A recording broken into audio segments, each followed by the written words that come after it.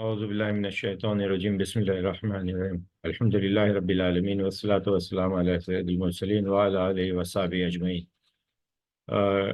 Dear brothers and sisters and participants, today is the third day of our 3-day training course on mastering Indian stock market, and today we will be covering technical analysis. Yesterday we covered fundamental analysis, and the day before yesterday we covered the very basics of the Indian stock market. Today is the last day, so the organizers already agreed, and I have been told that we will take the maximum questions, and we will not close till the participants wants and their queries have been answered. तो जितनी भी queries, जितने भी questions रहेंगे and of the session में Q&A के अंदर, उसको मैक्सिमम कवर किया जाएगा। तो इसमें मेरे तरफ से एक बोनस भी होगा एंड ऑफ द सेशन में, मैं लास्ट में वो डिस्क्लोज करूँगा। तो हम लोग शुरू करते हैं हमारे सेशन से। आज का जो थर्ड डे है टेक्निकल एनालिसिस, इसमें एक दो बात मैं before starting I just want to say that I will be jumping from one slide to another slide, क्योंकि इसमें मैंने कुछ चीज़ें लेके आया हूँ जो सिस्टम से रिलेटेड है, चार्टिंग से रिलेटेड है, कुछ सॉफ्टवेयर्स है जिसके अंदर हम लोग चार्टिंग करेंगे। Apart from my theoretical presentation, then we will go and do a lot of sessions on the training on the chart itself. और मैं बहुत सारे चार्ट पहले से प्रिपेयर नहीं किया हूँ, आप लोगों के सामने करूँगा ताकि you will get exactly how it need to be done, so that you will nitty gritties जो चार्टिंग की रहेगी वो आपको अच्छे से समझ में आए। So I will start and make sure that lot of people in this training, they don't know exactly what technical analysis is all about, and accordingly I will take through जो basic से लेकर medium से लेकर, if time permits we will go on some advanced strategies at the end of the session. So let's begin. Today's agenda, we will have an introduction on technical analysis in the beginning. Then we will see the types of charts. We will see trend lines and indicator. I will explain that, and I will explain the charting techniques. Then we will spend a lot of time on trading techniques and strategies. We will have practice examples, and we have money management, do's and don'ts. And then we will continue on our Q&A session. So if anybody who attends this session till the end of the Q&A, I am sure he will understand technical analysis. He will be able to chart the shares and understand the techniques of charting, and as well as how to utilize indicators and how to identify trading opportunities in stock market. Definitely, I will make sure that at the end of the session he understands.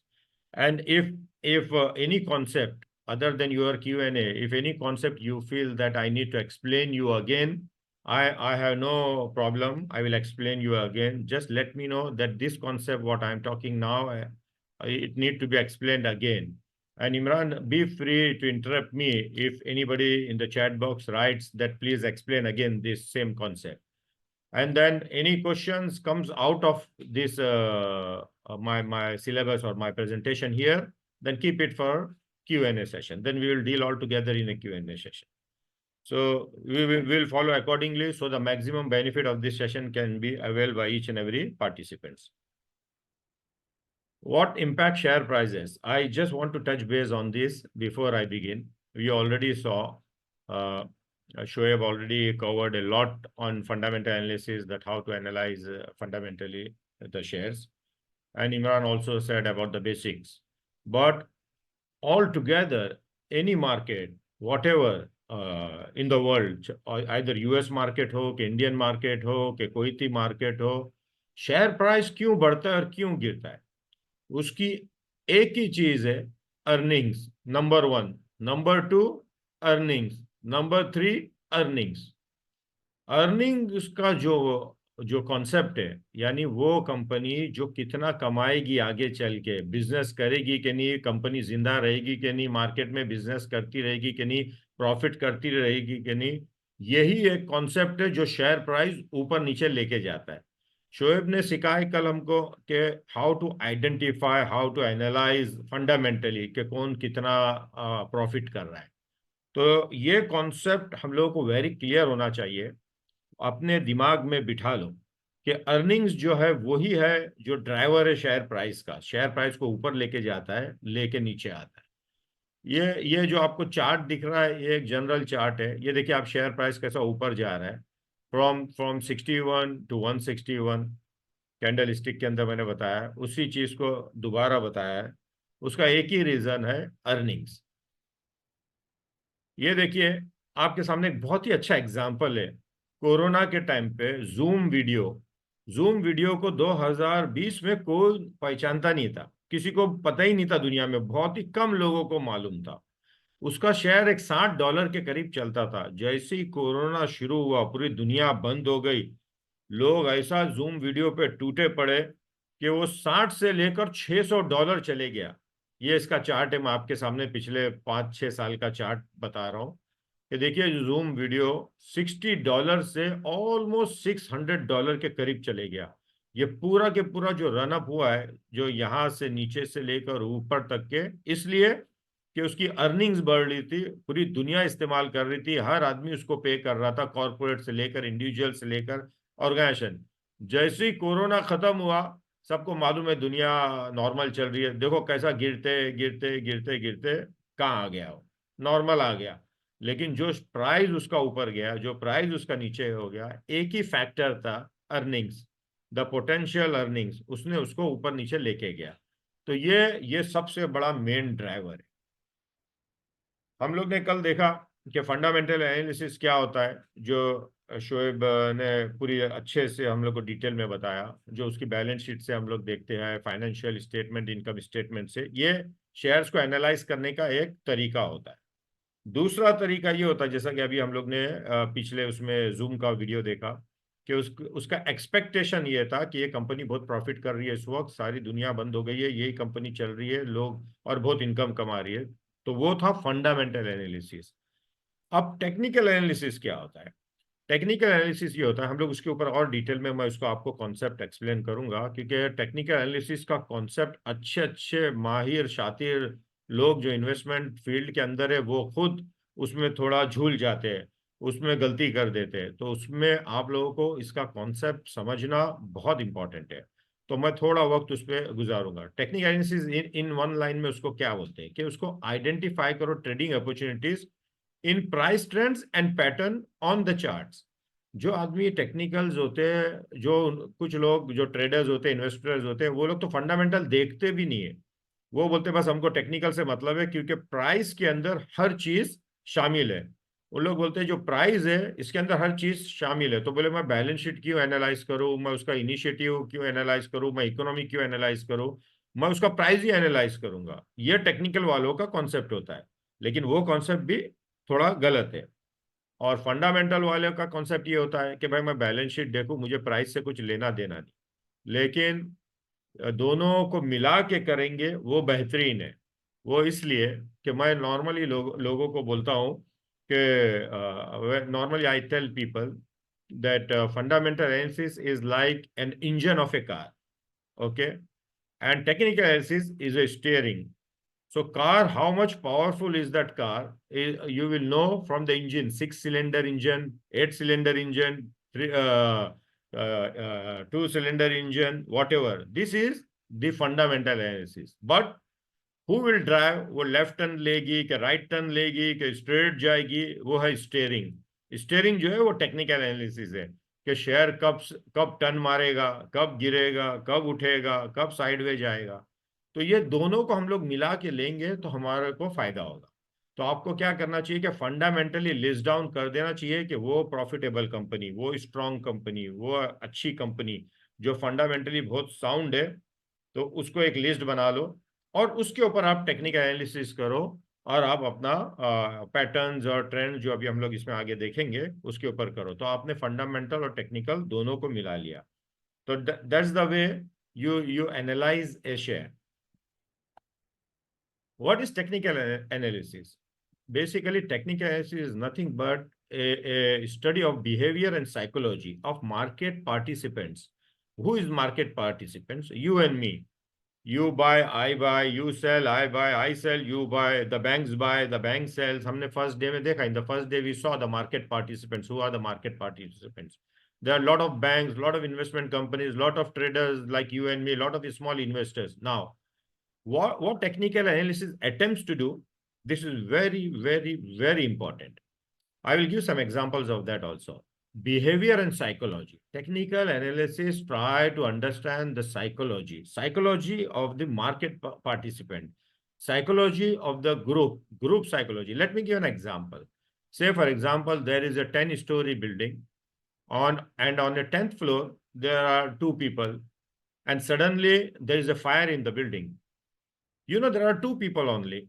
Now, once it is fire, the lift is not working, the staircase is blocked. What these 2 people will do, or 1 person or 2 person, whosoever they are on the 10th floor, either he will get panicked, he will jump from the floor and he will die, or he will break the wall and go to another floor, or whatever, because he is only 1 person. You cannot say. There is very much uncertainty about it. Now, add, instead of 1 person, add 50% on the same floor, and there is a fire.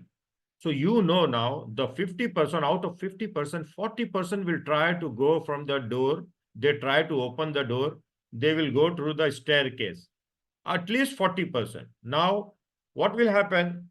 1 person and 40%. So now the group psychology is very easy to understand.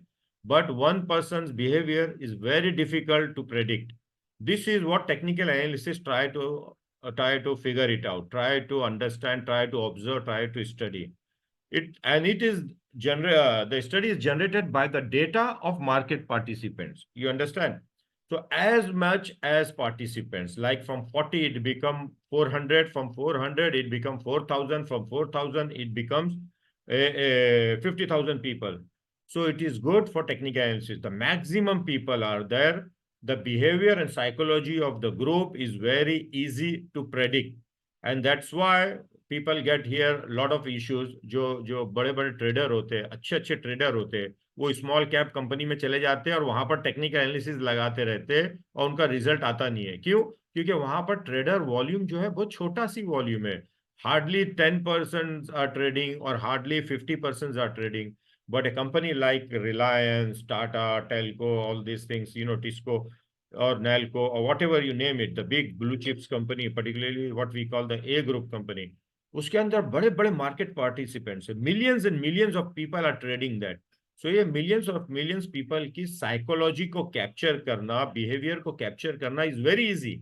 That's why technical analysis works perfectly on such type of stock, such type of shares, not on small cap, not on the stock which is trading like very few market participants. So this concept has to be very, very clear to you.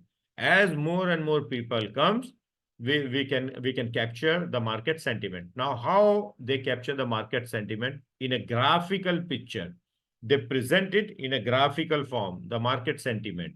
But the underlying factor should be more and more people involved. As I gave the example of 1 person at the top of a 10th floor and there is a fire.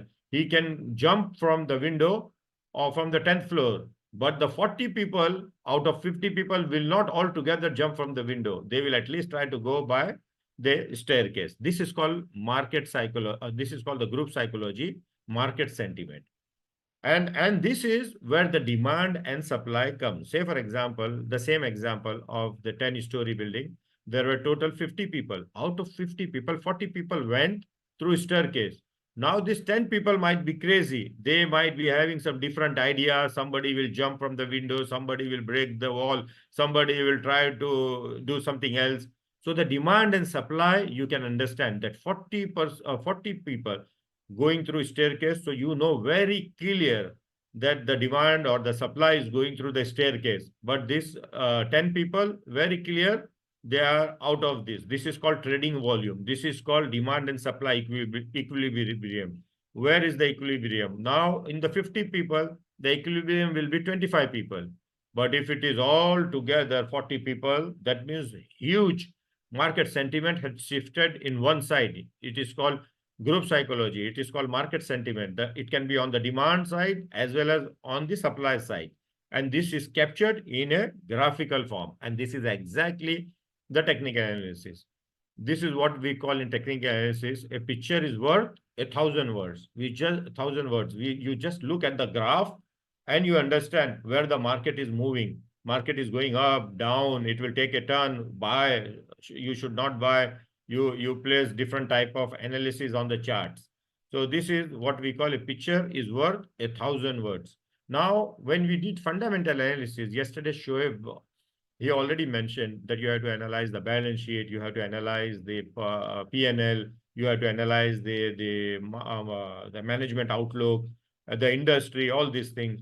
So the traders, those who are doing short-term tradings and all these things, they say, we don't have time to do all these things. We just want to do technical and buy and sell and make our decision on a one picture or a one graph, which is worth 1,000 words as per them. Just quick history from where this technical analysis came. This is one of the oldest forecasting tool to check the prices and how the prices will be moving. And it is used in financial market very often. All the professional people all over the world, they use this technical analysis. It began in Japan, and Japan, they were trading rice trading and all these things. Basically, Japanese people, they are credited of bringing the concept of candlestick. We will see further how the candlestick being developed by Japanese people, which is used by the world over.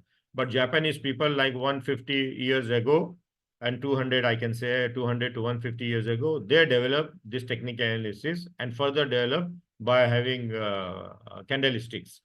And then it gained momentum in the Western countries, European countries, and all over the world. The Western countries, when they saw Japan doing like this type of analysis, they borrowed from it and they started making lots of new softwares and all these things which start doing technical analysis as a software.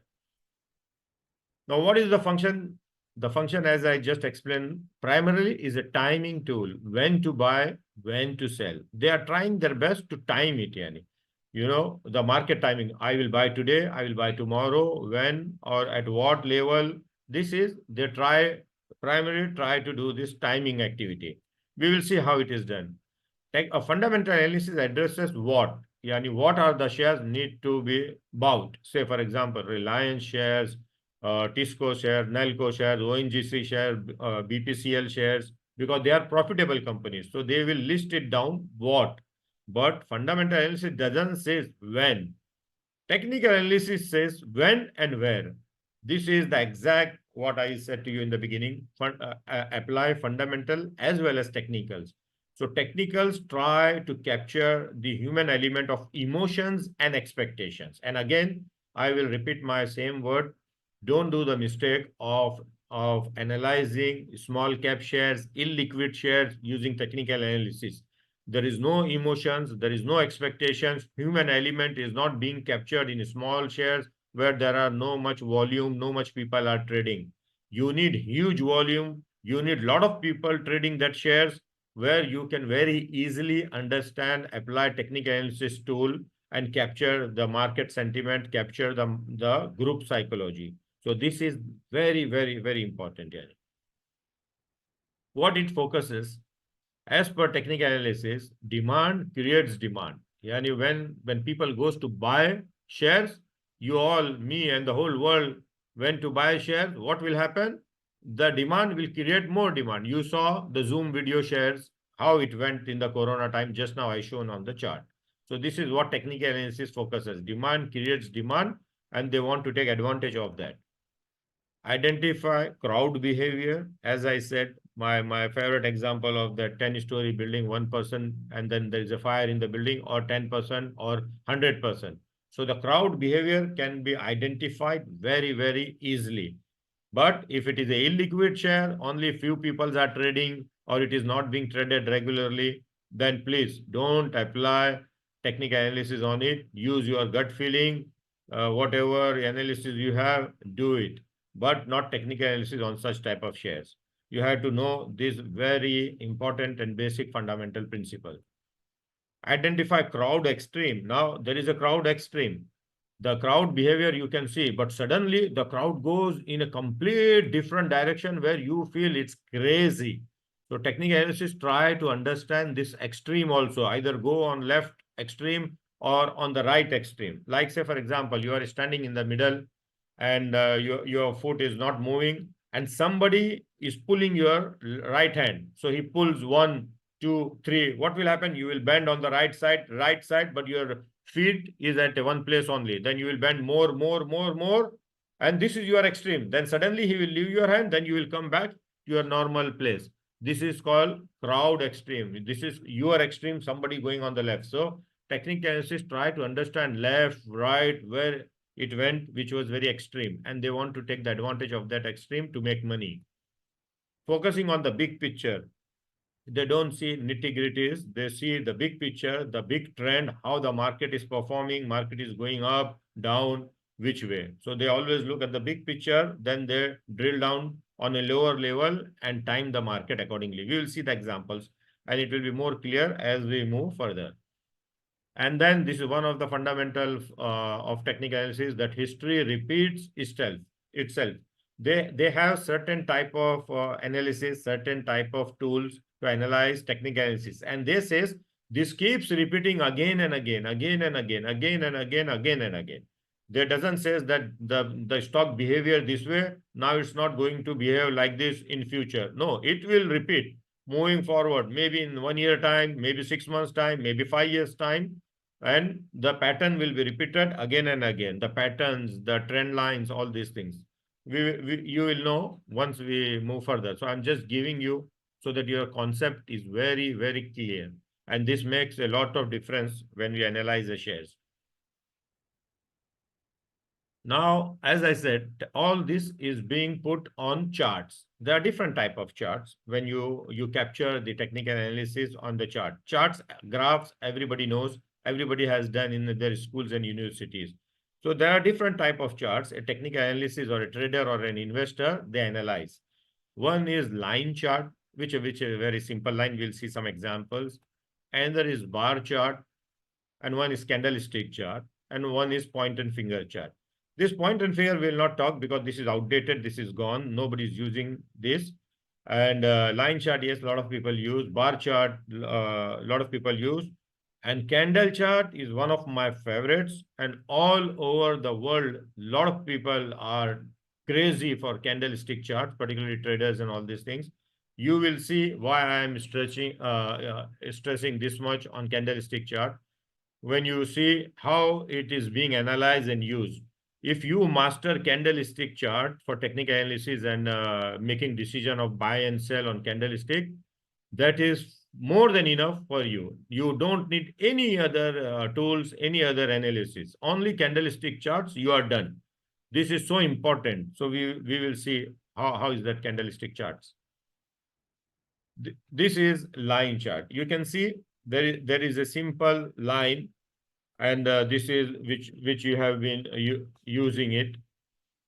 This is a simple line. This is the prices of each and every day, like a dot, and dot is connected with the line. So for example, from November 8 till April 9, you can see different prices, but it is like a line, and it's very simple and plain.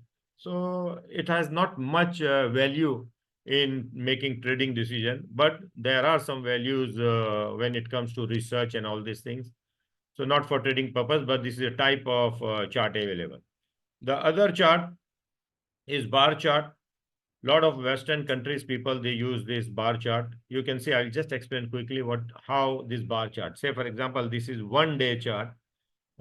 You can see my cursor moving on it on the left hand side. Okay, so now this horizontal line says that the market opens. Okay, when market opens, say for example, in Kuwait time, the Indian market opens at 6:45.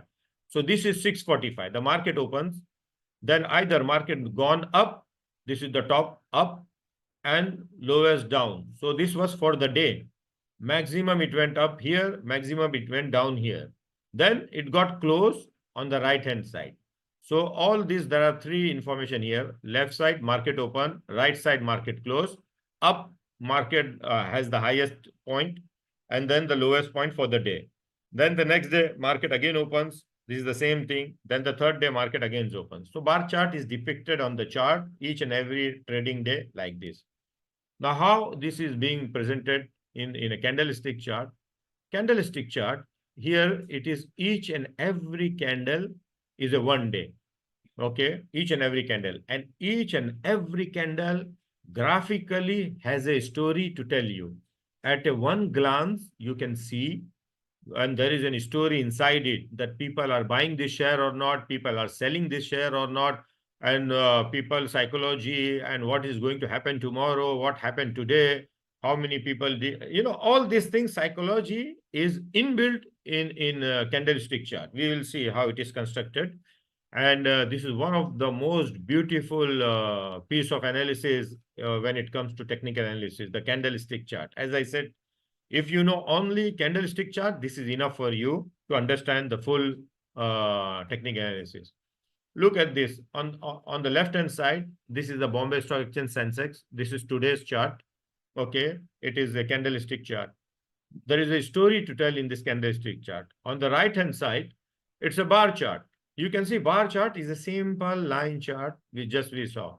You can see the graphically, there are difference. At candlestick chart, I can say, looking at the candlestick chart, say for example, today's closing at the end of the day, today here, there is a pattern developed which is called doji. The doji is a neutral candle which says indecision. The buyers and seller, the buyer और seller के बीच में इस वक्त confusion है. They don't know from this candlestick. This is the interpretation of this particular candle. Buyer को पता नहीं है कि market को ऊपर ले जाए कि नीचे ले जाए, और seller को ये नहीं मालूम है कि नीचे ले जाए. दोनों confused है. They are waiting for some catalyst, or they are waiting for some news. They are waiting to see how it's going to act. Look, exactly one day before, there is an inverted hammer here. There is a psychology in this inverted hammer, that the bulls or the buyers, lot of buyers try to move the market, but at the end of the day, the seller dominated. So that means what? There is still not strength in the buyers to take the market up. So these two candles, I just gave you a brief explanation. So there is a story in each and every candle to tell. So there is a story to each and every candle to tell. Now, if you look at the bar chart, in the bar chart, you look at that. It's a plain bar chart. You will not understand the psychology, what's going on in the market. But in the candlestick, I just took last 2 days and I explained you. So from this information in the candlestick chart, I know how the market is going to move tomorrow, or the psychology, whether I will buy. No, I will also not buy. I will wait and see further actions in the market. So this is the beauty of the candlestick chart. How candlestick chart is constructed. Like I just shown you the bar chart, the same way the candlestick chart. Left side is a candlestick which the market closed up. The blue, you can see the market opened at this level and market closed on the close, this red one. But in the day, full day, in the 6 hours, market went all the way to this high and market went all the way down to this low. So this is called a body of the candlestick. The market opens here, the market closes here, the up, which we call wick or shadow also, and the lower shadow and the upper shadow. The lower shadow says that market went down up to this level and market went up to this level. So when market goes up, a one candlestick is being made at the end of the day and it becomes white or a hollow candle. So this hollow candle says the market went up and closed higher, maybe 500 points, 2%, 3%, 1%, whatever, but it went very strongly up. So it is a white candle. The same way, the right-hand side candle, it's a black candle. The black candle means market opens here on the open and close down, which is this. And this is the shadow is up and the lower shadow is down, which is the market went up and down in the whole day like this. So this big candle, black candle, shows that the market closed down. So that means there was a lot of selling and market came down. So one candle, there is a story. In the left hand side, there is a story that the market went up and lot of people bought it. So this is the beauty of the candlestick. So this is one simple candlestick which is being constructed. There are patterns, like I said to you earlier, like left hand side is bullish candle. Bullish means what? The market going up. Bearish means what? The market going down. You always see in the stock market the photo of a bull. वो गाय का बैल का photo आप देखते हो, सिंग से मार रहा है. तो जब प्राइजेस ऊपर जाता है तो उसको टर्मिनोलॉजी में फाइनेंस के कहा जाता है बुलिश. बुलिश मतलब जब गाय बैल जो है किसी को मारता है तो सिंग से ऊपर उछालता है, तो उसको वो एक टर्म दे दिया गया. हाँ, हमेशा जब भी स्टॉक मार्केट आता है तो आप देखते हो कि एक बैल का दिखाता है कि market went up, so it's bullish. एक बैल की साइन आती है, वो सिंग से ऊपर भेजता है. और बैरिश मतलब बैर. बैर का मतलब भालू. भालू क्या करता है, किसी को भी अपने प्रे को और अपने शिकार को जब पकड़ता है तो खड़े होके दोनों हाथ से दबोच लेता है वो, और नीचे की तरफ दबोचता है, दबाता है और उसको गिरा देता है. तो हमेशा आप देखते हो कि बुल और बैर का फोटो हमेशा स्टॉक मार्केट में इधर उधर न्यूज में रहता है. तो इसको बुल्स एंड बैर्स बोलते हैं. बुलिश बोले तो मार्केट ऊपर गया, बैरिश बोले तो मार्केट नीचे आया. तो वैसे ही कैंडल स्टिक में पैटर्न्स है, जो उसको देखो तो समझ जाओ कि ये बुलिश पैटर्न है, मार्केट ऊपर जाने वाला है. चलो आओ हम लोग अभी थोड़े कैंडल स्टिक के पैटर्न्स देखते हैं. ये मैंने लेफ्ट हैंड साइड का ग्रीन पैटर्न, ये ग्रीन मतलब व्हाइट, व्हाइट मतलब मार्केट ऊपर जा रहा है. फिर ये पैटर्न है, ये हैमर पैटर्न है. इसको हैमर बोलते हैं, जो हथौड़ी की तरह दिखता है वो ऐसा होता है. इसका मतलब ये है कि मार्केट नीचे गया लेकिन eight the end of the day market ऊपर क्लोज हुआ, और जो सेलर लोग ने मार्केट को नीचे ले जाने की कोशिश की और बायर लोग ने पूरी ताकत लगा के मार्केट को ऊपर लेके आ गए. तो ये कैंडल डेवलप होता है जो मार्केट की साइकोलॉजी आपको बताता है कि मार्केट अब तैयार हो रहा है ऊपर जाने के लिए. यहाँ पर अच्छा खासा लोगों ने मार्केट को कोशिश की ऊपर ले जाने के लिए. तो ये एक हैमर है, उसके बाजू में ये दूसरा टाइप का हैमर है. ये तीनों जो है ये बुलिश है. ये जहां जहां आप इसको देखोगे, इसका इसका हम लोग देखेंगे कि कहाँ कहाँ ये आता है, और उस हिसाब से उसको हम लोग ट्रेड करते हैं. तो ये बुलिश कैंडल है. ये देखिए रेड कैंडल बेरिश, जो मार्केट गिरा लेकिन दूसरे दिन ऊपर गया, इसको बोलते हैं पियर्सिंग कैंडल. ये जो व्हाइट कैंडल है, एक दिन पहले वाला जो कैंडल है उसके हाफ बॉडी को पार करके ऊपर आया, तो मतलब मार्केट तैयार है ऊपर जाने के लिए. वैसे एक और एक कैंडल है, इसको एनगल्फिंग बोलते हैं, बुलिश एनगल्फिंग, जो एक दिन पहला मार्केट गिरा लेकिन दूसरे दिन मार्केट उसके ऊपर खुला और क्लोज उसके और ऊपर हुआ, कंप्लीट उसने कवर कर लिया बेरिश को. तो ये जो है this is called bullish engulfing. Engulfing means it engulf, it covered yesterday's all seller लोग को उसने कवर कर दिया. दे covered the full bearish sentiment, and today market is bullish and expected that market will go up further. So this is called piercing line, this is called bullish engulfing, this is hammer, very important. Then there are different type of patterns called morning star. How is that? Same way market came down on the left hand side, then the next day same like a hammer or doji or a star, then the third day market went up. So this is called morning star. Morning star means after this there is a new morning and market will keep going up and up and up and up and up. So that's why it's called नई सुबह होने वाली है. New day is going to come and the market is going to up. So this 5-6 patterns I took very briefly, which is very important. There is lot of patterns developed for candlestick, but these are very important and main patterns. So this is called bullish pattern. Same way bearish pattern, market गिरता है तो कैसा आप समझोगे? Red candle which is black candle, long red which we saw, market open here, came down here, very long, that means market is very bearish.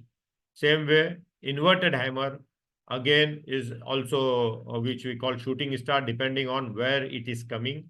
At the same time थोड़ा combination में ऊपर नीचे होता है. You will not get actual exact same candle, but more और less like that.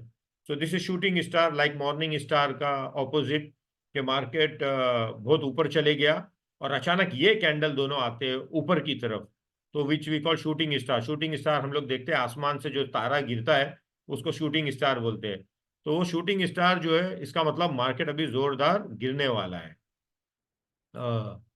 This is called shooting star, this is very बैरिश, उसके बाद market गिरेगा। उसी तरीके से ये कैंडल हैंगिंग हैमर आता है ऊपर, उसको हम लोग हैंगिंग मैन मैन बोलते हैं, कि वो लटका हुआ है आसमान में, लेकिन उसको गिरने के लिए एक बैरिश कैंडल का आना जरूरी होता है तीसरे दिन। जैसी वो बैरिश कैंडल आए, आप अपना शेयर भी बेचो, मार्केट के बाहर आ जाओ। वैसे ही इवनिंग स्टार भी मोर और लेस शूटिंग स्टार के जैसा है, सेम पैटर्न। मार्केट ऊपर चले गया, फिर उसके बाद एक छोटा सा स्टार आता है, it can be a shooting star, it can be a star or inverted hammer, then a big candle red comes, that means evening star, मतलब शाम हो रही है और अंधेरा होने वाला है, मार्केट में अपने शेयर्स बेचो, मार्केट के बाहर आ जाओ। सेम वे डार्क क्लाउड भी ऐसे ही है, मार्केट ऊपर गया ग्रीन कैंडल, उसके बाद एक ऐसा क्लाउड, जैसे हम लोग ने पियर्सिंग लाइन देखे तो उसका ऑपोजिट है। डार्क क्लाउड मतलब बादल काले छा रहे हैं इस वक्त, अब मार्केट यहाँ से गिरने वाला है। ये बहुत फनी फनी टर्मिनोलॉजीज है, और ये सब जापानीज लोग ने इसको इजाद किया हुआ है, जापानीज है डेवलप दिस। और एट दैट टाइम उनके वहां पर फ्यूडल सिस्टम था, किसान का, राजा महाराजाओं का, तो ये हैंगिंग मैन, शूटिंग स्टार, बहुत सारी टर्मिनोलॉजी उससे इन्फ्लुएंस हुई है, इसलिए। तो ये डार्क क्लाउड हो गया है। देन बैरिश एनगल्फिंग, हम लोग ने बुलिश एनगल्फिंग देखा था कि अब ये बैरिश एनगल्फिंग में क्या होता है कि मार्केट ऊपर जाता है, market keep going up, suddenly a candle comes and it engulf completely the previous candle, so it is called bearish engulfing, और उसके बाद मार्केट गिरना शुरू हो जाता है। So these are the indication for bearish pattern. हम लोग उसको यूज करके देखेंगे, और उसको हम लोग रियल चार्ट्स में देखेंगे कि कहाँ चार्ट्स में क्या दिखता है हम लोगों को। न्यूट्रल पैटर्न, एक एक तो शेयर ये है कि ऊपर जाता है, जो हम लोग ने बुलिश पैटर्न देखा। एक तो शेयर ये है कि जो नीचे आता है, जो हमने बैरिश पैटर्न देखा। और एक शेयर ये है साइड वे में चलता है, ना मार्केट ऊपर जाता है ना मार्केट नीचे आता है, उसको हम लोग न्यूट्रल पैटर्न भी बोलते हैं, साइड वे मार्केट भी बोलते हैं, साइड वे पैटर्न भी बोलते हैं। ये ऐसे छोटे छोटे आपको दिखेंगे, ऐसे छोटे छोटे छोटे कैंडल काफी दिन तक के ऐसे ही चलते रहते हैं। तो इसका मतलब ये हुआ कि बायर्स और सेलर्स के दोनों के बीच में कोई मांडवाली नहीं हो रही है कि आप मार्केट ले लो कि हम मार्केट ले लेते हैं। दोनों कंफ्यूज है, कंफ्यूज है, कंफ्यूज है, कंफ्यूज है, ताकत नहीं लगा रहे, और दोनों ताकत लगा रहे तो दोनों की एक जैसी ताकत लग रही है, तो उसको बोलते हैं न्यूट्रल पैटर्न। वैसे ही ये डोजी है, ये देख रहे हैं आप, छोटे छोटे से स्टार जैसे आते हैं, इसको डोजी बोलते हैं। ये स्पिनिंग टॉप होते हैं, ये स्पिनिंग बॉटम भी आता है, स्पिनिंग टॉप भी आता है। ऊपर आया तो इसको स्पिनिंग टॉप बोलते हैं, नीचे की तरफ मार्केट के आया तो इसको स्पिनिंग बॉटम बोलते हैं। डोजी किधर भी आता है उसको डोजी बोलते हैं, और स्टार बोलते हैं, या हाई वेव डोजी बोलते हैं। तो ये न्यूट्रल पैटर्न है, और साइड वेव पैटर्न है। रिवर्सल पैटर्न होता है जो बहुत स्ट्रांग होता है, मार्केट एकदम से रिवर्स हो जाता है आने पे। तो कुछ रिवर्सल पैटर्न मैं आपको यहाँ पर बताता हूँ कि ये है रिवर्सल पैटर्न, कि एक छोटा सी स्टार आया या हैमर आया या डोजी आया, उसके बाद एक स्ट्रांग व्हाइट कैंडल आता है, वहां से मार्केट बहुत चांसेस होता है। एक बात मैं बोल दूं कि ये टेक्निकल एनालिसिस क्या है कि मार्केट को प्रोबेबिलिटी, मार्केट बढ़ेगा गिरेगा, स्टॉक ऊपर जाएगा नीचे आएगा, उसकी प्रोबेबिलिटी को पहचानने के लिए होता है। 100% नहीं होता है कि हर चीज 100% वैसे ही होगी। और ये मार्केट जो होता है, ये जब हम लोग एनालाइज करते हैं इसको, टेक्निकल एनालिसिस, तो ये नॉर्मल सिचुएशन में मार्केट, यानी नॉर्मल चल रहा है मार्केट, और सडनली कुछ इधर उधर हो रहा है पार्टिसिपेंट्स के बीच में, बायर्स और सेलर्स के बीच में। लेकिन ये मार्केट एक्सट्रीम सिचुएशन में नहीं, जैसा वॉर हो गया उस दिन मार्केट जोरदार गिरेगा, तो आपका टेक्निकल एनालिसिस नहीं चलेगा, क्योंकि वो एबनॉर्मल मार्केट है। अचानक कुछ और चीज ऐसी हो गई कि सरकार गिर गई, गवर्नमेंट गिर गई, तो मार्केट के ऊपर बहुत ज्यादा असर पड़ता है, वो एबनॉर्मल मार्केट है, उसमें आपका टेक्निकल एनालिसिस नहीं चलता है। टेक्निकल एनालिसिस कब चलता है? ग्रुप साइकोलॉजी को नॉर्मल मार्केट सिचुएशन के अंदर कैप्चर करने की कोशिश की जाती है, तब जाके रिवर्सल पैटर्न ये वो सारी चीज चलती है। वैसे ये स्टार है, मार्केट ऊपर गया, फिर एक स्टार आता है, 1-2 दिन तक स्टार आता है लेकिन नीचे नहीं आता है, फिर वापस से ऊपर चले जाता है, तो बहुत ज्यादा रिवर्स होता है, ऊपर रिवर्स होता है, नीचे की तरफ रिवर्स होता है। वैसे ये ग्रेव स्टोन डोजी, ये ग्रेव स्टोन बहुत ही खतरनाक वो है। उसको ग्रेव स्टोन क्यों बोलते हैं कि कबर के ऊपर जो पत्थर लगा होता है जिसमें मरने वाले का नाम लिखा होता है, उसको ग्रेव स्टोन बोलते हैं। तो ये ग्रेव स्टोन वो दिखाता है कि मार्केट बहुत ऊपर चले गया, और ये सडनली ये साइकोलॉजी आती है मार्केट की, मतलब अब जो लोग यहाँ से खरीदेंगे शेयर उनकी कबर बनने वाली है। तो उसका नाम ग्रेव स्टोन डोजी रखा गया है, और वो कंफर्म करता है नेक्स्ट डे एक ब्लैक कैंडल आने के बाद, नीचे आने के बाद। तो ये अगर ग्रेव स्टोन डोजी आपने मार्केट टॉप पे अगर देखा होगा और उसके बाद एक ब्लैक वो देखा होगा, तो आंख बंद करके अपना शेयर बेच दीजिए और मार्केट से बाहर आ जाइए। इसीलिए इसको बोलते हैं ग्रेव स्टोन, ये उनकी कबर बनेगी जो उस वक्त उसको खरीदेगा, इसलिए उसका नाम भी वही रखा गया है, ग्रेव स्टोन। और ये डोजी स्टार के मार्केट ऊपर गया, एक छोटा सी स्टार आता है, उसके बाद ब्लैक आता है, डिपेंड्स ऑन मार्केट ऊपर है कि नीचे है। तो ये बहुत स्ट्रॉन्ग रिवर्सल पैटर्न होता है जिसके अंदर शेयर ऊपर जाता है नीचे आता है। अब ये हम लोग आगे बढ़ेंगे, प्रैक्टिस सेशन में थोड़ा आते हैं, कुछ करते हैं, उसके अंदर देखते हैं कि कैसा ये कैंडल स्टिक चार्ट पे दिखता है। ये एक मैंने यहाँ पर एक स्नैपशॉट दिया हूँ कि देखिए वेरी बुलिश, मतलब बहुत ही स्ट्रांग ऊपर जाएगा मार्केट। तो लेफ्ट साइड वाला जो कैंडल है और ये लेफ्ट साइड का जो ट्राइंगल बना है ऊपर, वहां से मैं लीस्ट बुलिश पे आ रहा हूँ। तो ये कैंडल आया लेफ्ट साइड एक्सट्रीम लेफ्ट, तो मतलब एकदम स्ट्रांग कैंडल है, जोरदार मार्केट ऊपर जाने वाला है, और आज मार्केट ऊपर बहुत जोर से गया। सेकेंड वन वाला भी स्ट्रांग कैंडल है, थर्ड वन वाला उससे कम स्ट्रांग कैंडल है, और ये फोर्थ वन वाला न्यूट्रल कैंडल है, और ये लीस्ट बुलिश है। मतलब कोशिश की गई इसको ऊपर ले जाने की, लेकिन सेलर लोग ने उसको वापस नीचे लेके आ गया। और ये भी सेम वही कैंडल है। अब ये सब कैंडल है ना, कहाँ चार्ट में आते हैं उस पर और ज्यादा सिग्निफाई करता है कि हम लोग कैसे उसको ट्रेड करें। दूसरी बात यही बैरिश है कि लेफ्ट साइड वाला एक्सट्रीम बैरिश है, उससे कम बैरिश उसके बाद वाला है, और ये न्यूट्रल कैंडल है, और ये भी न्यूट्रल कैंडल है। फिर आप देखिए ये हैमर है, लेकिन वाइट नहीं ब्लैक है, लेकिन ये डिपेंड्स किस साइड आता है। ये भी हैंगिंग मैन है, ये दोनों हैंगिंग मैन भी बोल सकते हैं, इन्वर्टेड हैमर भी बोल सकते हैं, इसका ऑपोजिट ऊपर वाले का। तो ये बेरिश है।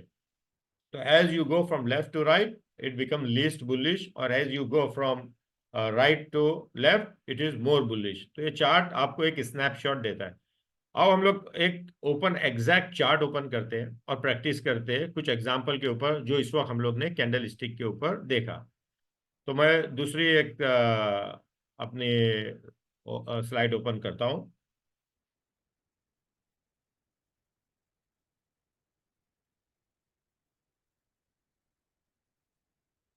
आप इसको देख सकते हो चार्ट्स को। जी जी।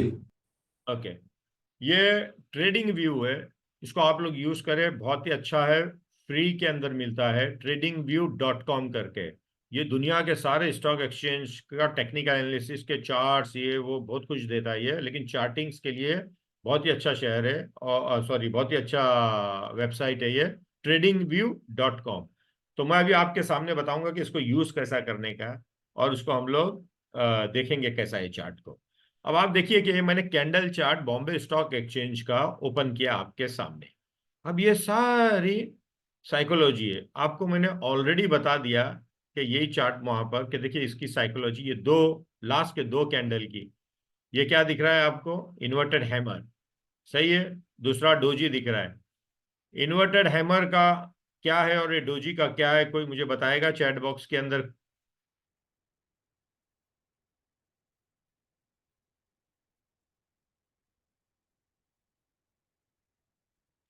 उसकी उसकी साइकोलॉजी बताइए क्या है।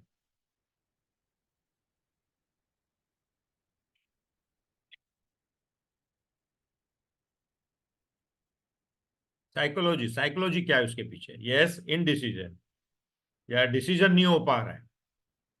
ये जो लास्ट वाला कैंडल है वो डोजी है।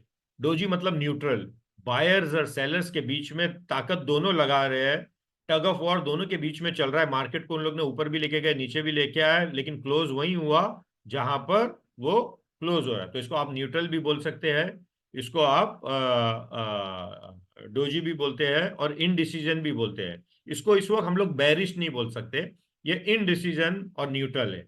उसके पहले वाला कैंडल क्या है उसको कौन बताएगा, सेकेंड लास्ट कैंडल,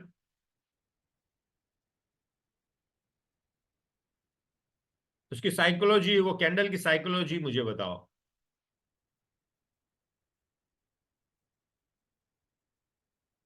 इस वक्त हम लोग को इन्वर्टेड हैमर दिख रहा है, और वो भी डाउन नीचे, एक नीचे मार्केट नीचे गिरने के बाद एक दो हफ्ता मार्केट कंटिन्यूसली नीचे गिरा, और उसके बाद ये इन्वर्टेड हैमर आया। उसका मतलब क्या हुआ, वो हैमर का मतलब क्या हुआ, इन्वर्टेड हैमर का मतलब क्या हुआ?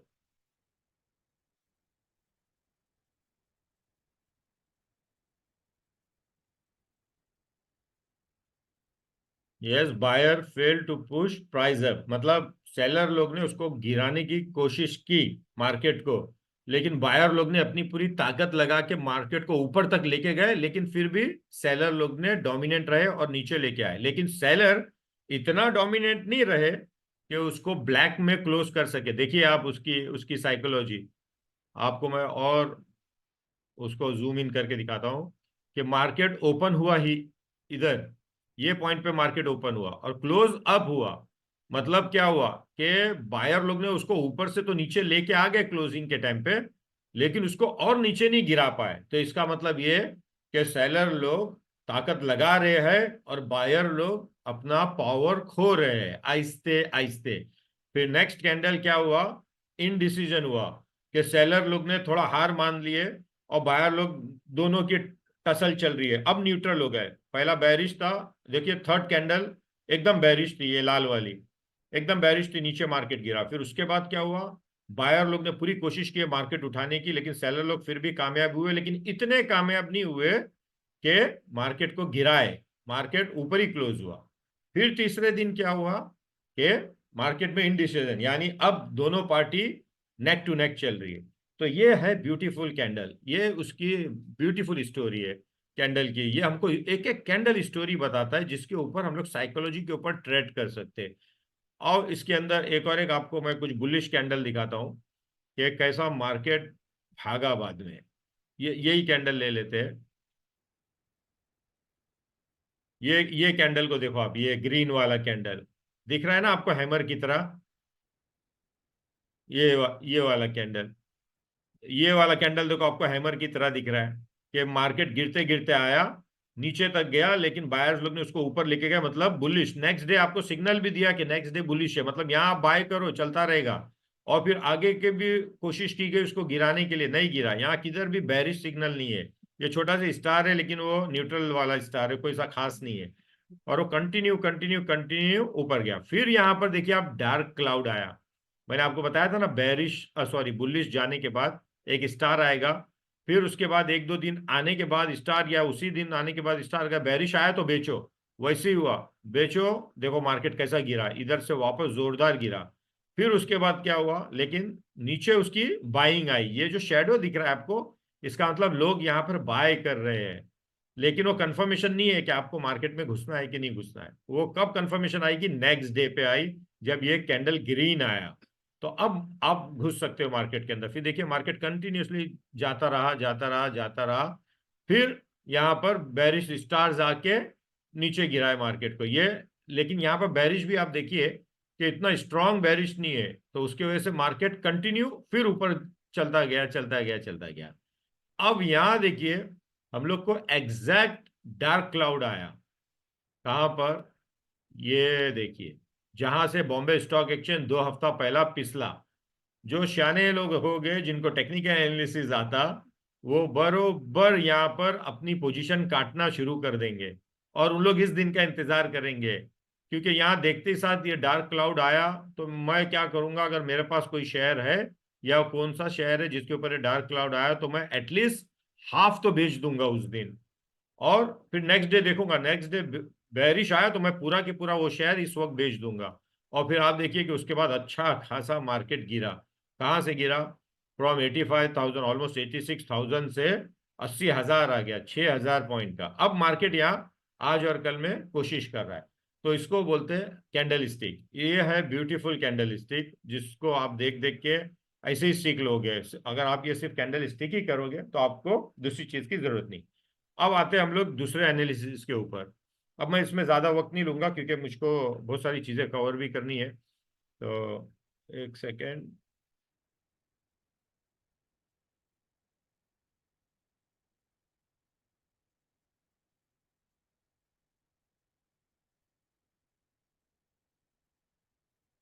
Sorry sorry.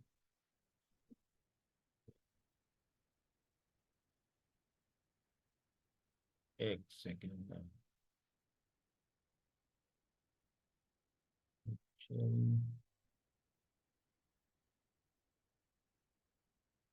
एक सेकेंड, स्लाइड्स के अंदर। Okay, I got it. मेरे पास मल्टीपल स्लाइड्स ओपन है तो इधर उधर हो रही है। एनीवे, आप आपको दिख रही है अभी? सॉरी, आपको दिख रही है ये, जहां पर हम लोग ने ग्रीन बुलिश पे छोड़े थे? जी जी जी, प्रैक्टिस एग्जांपल। जी, लेट्स मूव। ये इसको स्ट्रेंथोमीटर भी बोलते हैं। ये ऐसा कोई टेक्निकल नाम नहीं है, लेकिन लोगों ने इसको बना दिया है नाम। एनीवे, नाउ सबसे दूसरी इंपॉर्टेंट चीज, एक तो ये हो गया कि कैंडल स्टिक, दूसरा हो गया trend lines. Trend lines same way like candle stick बहुत ही इंपॉर्टेंट है, उसको हम लोग देखेंगे। मूविंग एवरेज, उसके बाद आता है ये इंडिकेटर्स, उसके बाद एमएसीडी देखेंगे, और stochastic, relative strength and Bollinger band वक्त मिला तो। ट्रेंड लाइंस क्या है? सबसे पहला ये देखिए, जैसा ब्यूटीफुल कैंडल स्टिक है वैसे ही ब्यूटीफुल ट्रेंड लाइंस है। ट्रेंड लाइंस आपको बताता है कि शेयर्स कितना स्ट्रांग चल रहा है और कितना बेरिश चल रहा है। अप ट्रेंड में ये जो लाइन है, ये एक ट्रेंड लाइन है। ट्रेंड लाइन, ये अप ट्रेंड बोलते हैं इसको। जो जब शेयर ऊपर जाता है तो दो दो पॉइंट को टच करके एक लाइन ड्रॉ करते हैं, और शेयर उसके ऊपर टच करते करते ऊपर जाता है। जैसे ही शेयर वो लाइन को ब्रेक करता है तो हम लोग बोलते हैं शेयर ट्रेंड लाइन को ब्रेक कर दिया, अब बेचने का टाइम है। और ये अप ट्रेंड है, उसको मैं आपको एग्जाम्पल के हिसाब से दिखाऊंगा चार्ट के ऊपर। वैसे ही डाउन ट्रेंड होता है, जब शेयर जैसा नीचे आते रहता है, नीचे आते रहता है, हम लोग दो पॉइंट को टच करके एक लाइन ड्रॉ करते हैं, और वो लाइन को हम लोग ट्रेंड लाइन बोलते हैं। और इस ट्रेंड लाइन को डाउन ट्रेंड बोलते हैं कि मार्केट के अंदर ट्रेंड अभी डाउन है। और दूसरा होता है साइड वे, जैसा मैंने आपको कहा। आइए इसमें भी हम लोग प्रैक्टिस करके देखते हैं कि ट्रेंड लाइन को कैसा किया जाता है।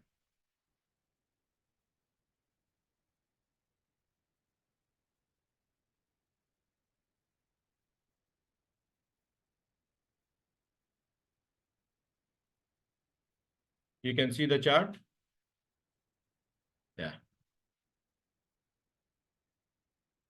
ये अब एक चार्ट है, आप इसमें जाएंगे। If you go in this chart, you just see this trend line on the left side. आपको ड्रॉ करने के लिए मिलेगा, एक पॉइंट को टच करके ये दूसरा पॉइंट को टच करो, दो पॉइंट मिलने पे एक ट्रेंड लाइन होती है। तो आप उसको लंबा तक ले जा सकते हो। तो आपका मेन पॉइंट क्या है कि आपने एक ट्रेंड लाइन यहाँ पर ड्रॉ करी। तो ये आपको ट्रेंड लाइन बताता है कि ये शेयर्स अप ट्रेंड में है, शेयर्स ऊपर जा रहे हैं। और इसी तरीके से आप डाउन ट्रेंड लाइन भी देखते हो, जैसा कि यहाँ आओ, ये दो पॉइंट को टच करो, आगे का देखो, आपको तीसरा पॉइंट भी मिल गया, ये पॉइंट। ये शेयर्स इस वक्त डाउन ट्रेंड लाइन में था। आपको परचेस करने की जरूरत नहीं है जब तक के शेयर ये डाउन ट्रेंड लाइन को ब्रेक नहीं करता है। कहाँ ब्रेक किया? यहाँ पर ब्रेक किया। तो ट्रेंड लाइन जो है बहुत इंपॉर्टेंट है आपको देखने के लिए कि शेयर इस वक्त नीचे जा रहा है कि ऊपर जा रहा है।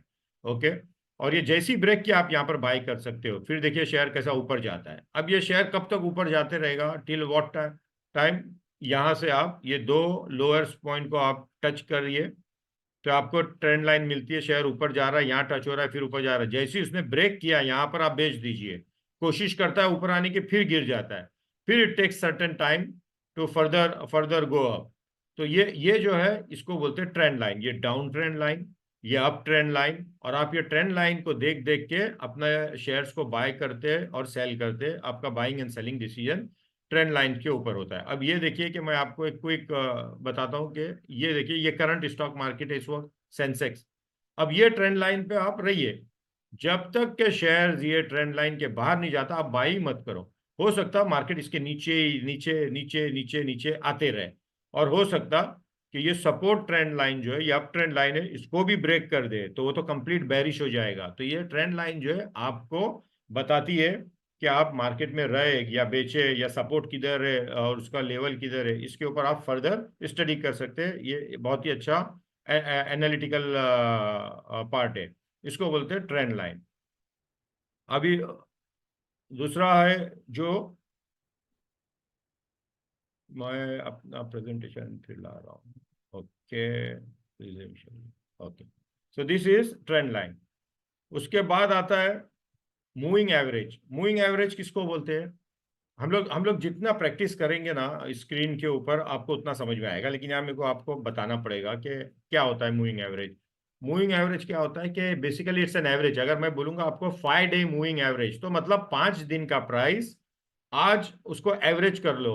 अगर आपके पास 10 दिन का प्राइस है, 10, 20, 30, 40, 100, तो ये 10 दिन के प्राइस को ऐड करो और उसका एक सिंपल मूविंग एवरेज आप निकाल लो डिवाइडेड बाय 10। तो वो जो आपको मिलेगा वो 10th डे का एक पॉइंट मिलेगा। तो ये इसको हम लोग कॉन्स्टेंटली ड्रॉ करते रहते हैं, और ये सब आपको ड्रॉ करने की जरूरत नहीं, जैसा मैंने आपको सॉफ्टवेयर में बताया वैसे ही वो आएगा। अभी मैं आपको और बताता हूँ, लेकिन उसमें मेन चीज क्या है आप वो ध्यान दीजिए। शॉर्ट टर्म के लिए लोग 14-20 डे मूविंग एवरेज देखते हैं, मीडियम टर्म के लिए लोग 50 डे मूविंग एवरेज देखते हैं, लॉन्ग टर्म के लिए 200 मूविंग एवरेज देखते हैं।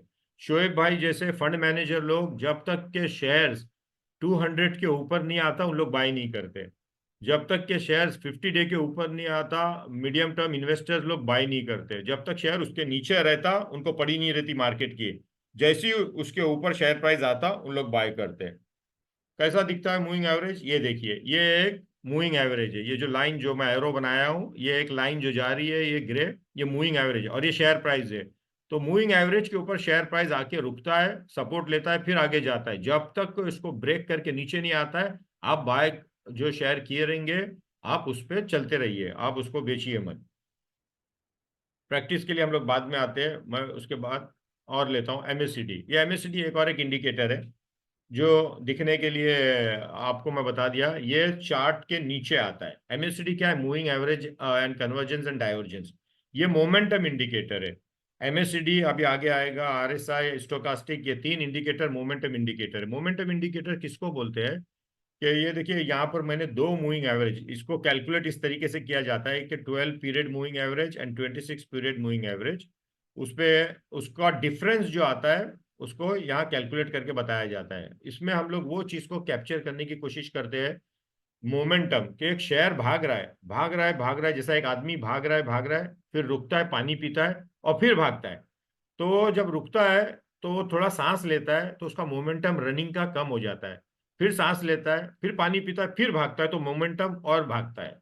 दूसरे अंदाज में मैं बताऊं तो आपको एक रबर बॉल लीजिए, रबर बॉल को जमीन पे फेंकिए, तो पहले जो जंप मारेगा रबर बॉल वो जोर से मारेगा, फिर उसके बाद थोड़ा नीचे आएगा, फिर उसके बाद थोड़ा नीचे थोड़ा नीचे थोड़ा नीचे करते करते करते एकदम कम हो जाएगा। इसको बोलते हैं मोमेंटम।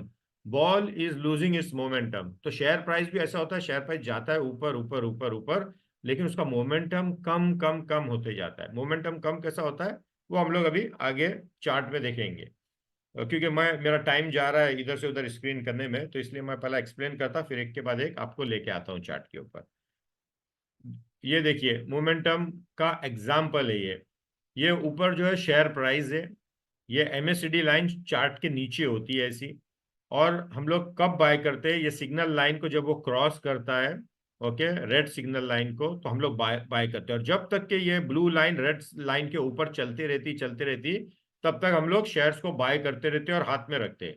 लेकिन आप हिस्टोग्राम को देखिए पीछे, ये एमएससीडी लाइन का जो एरो दिखा रहा है ये बोल रहा है आप बाय कीजिए, लेकिन हिस्टोग्राम को आप देखिए, ये वो रबर बॉल है जो नीचे नीचे नीचे नीचे लूज हो रहा है। मतलब ये है कि ये शेयर प्राइस जो ऊपर जा रहा है इस वक्त, शेयर प्राइस तो जा रहा है लेकिन उसकी ताकत आहिस्ते आहिस्ते आहिस्ते वो खो रहा है।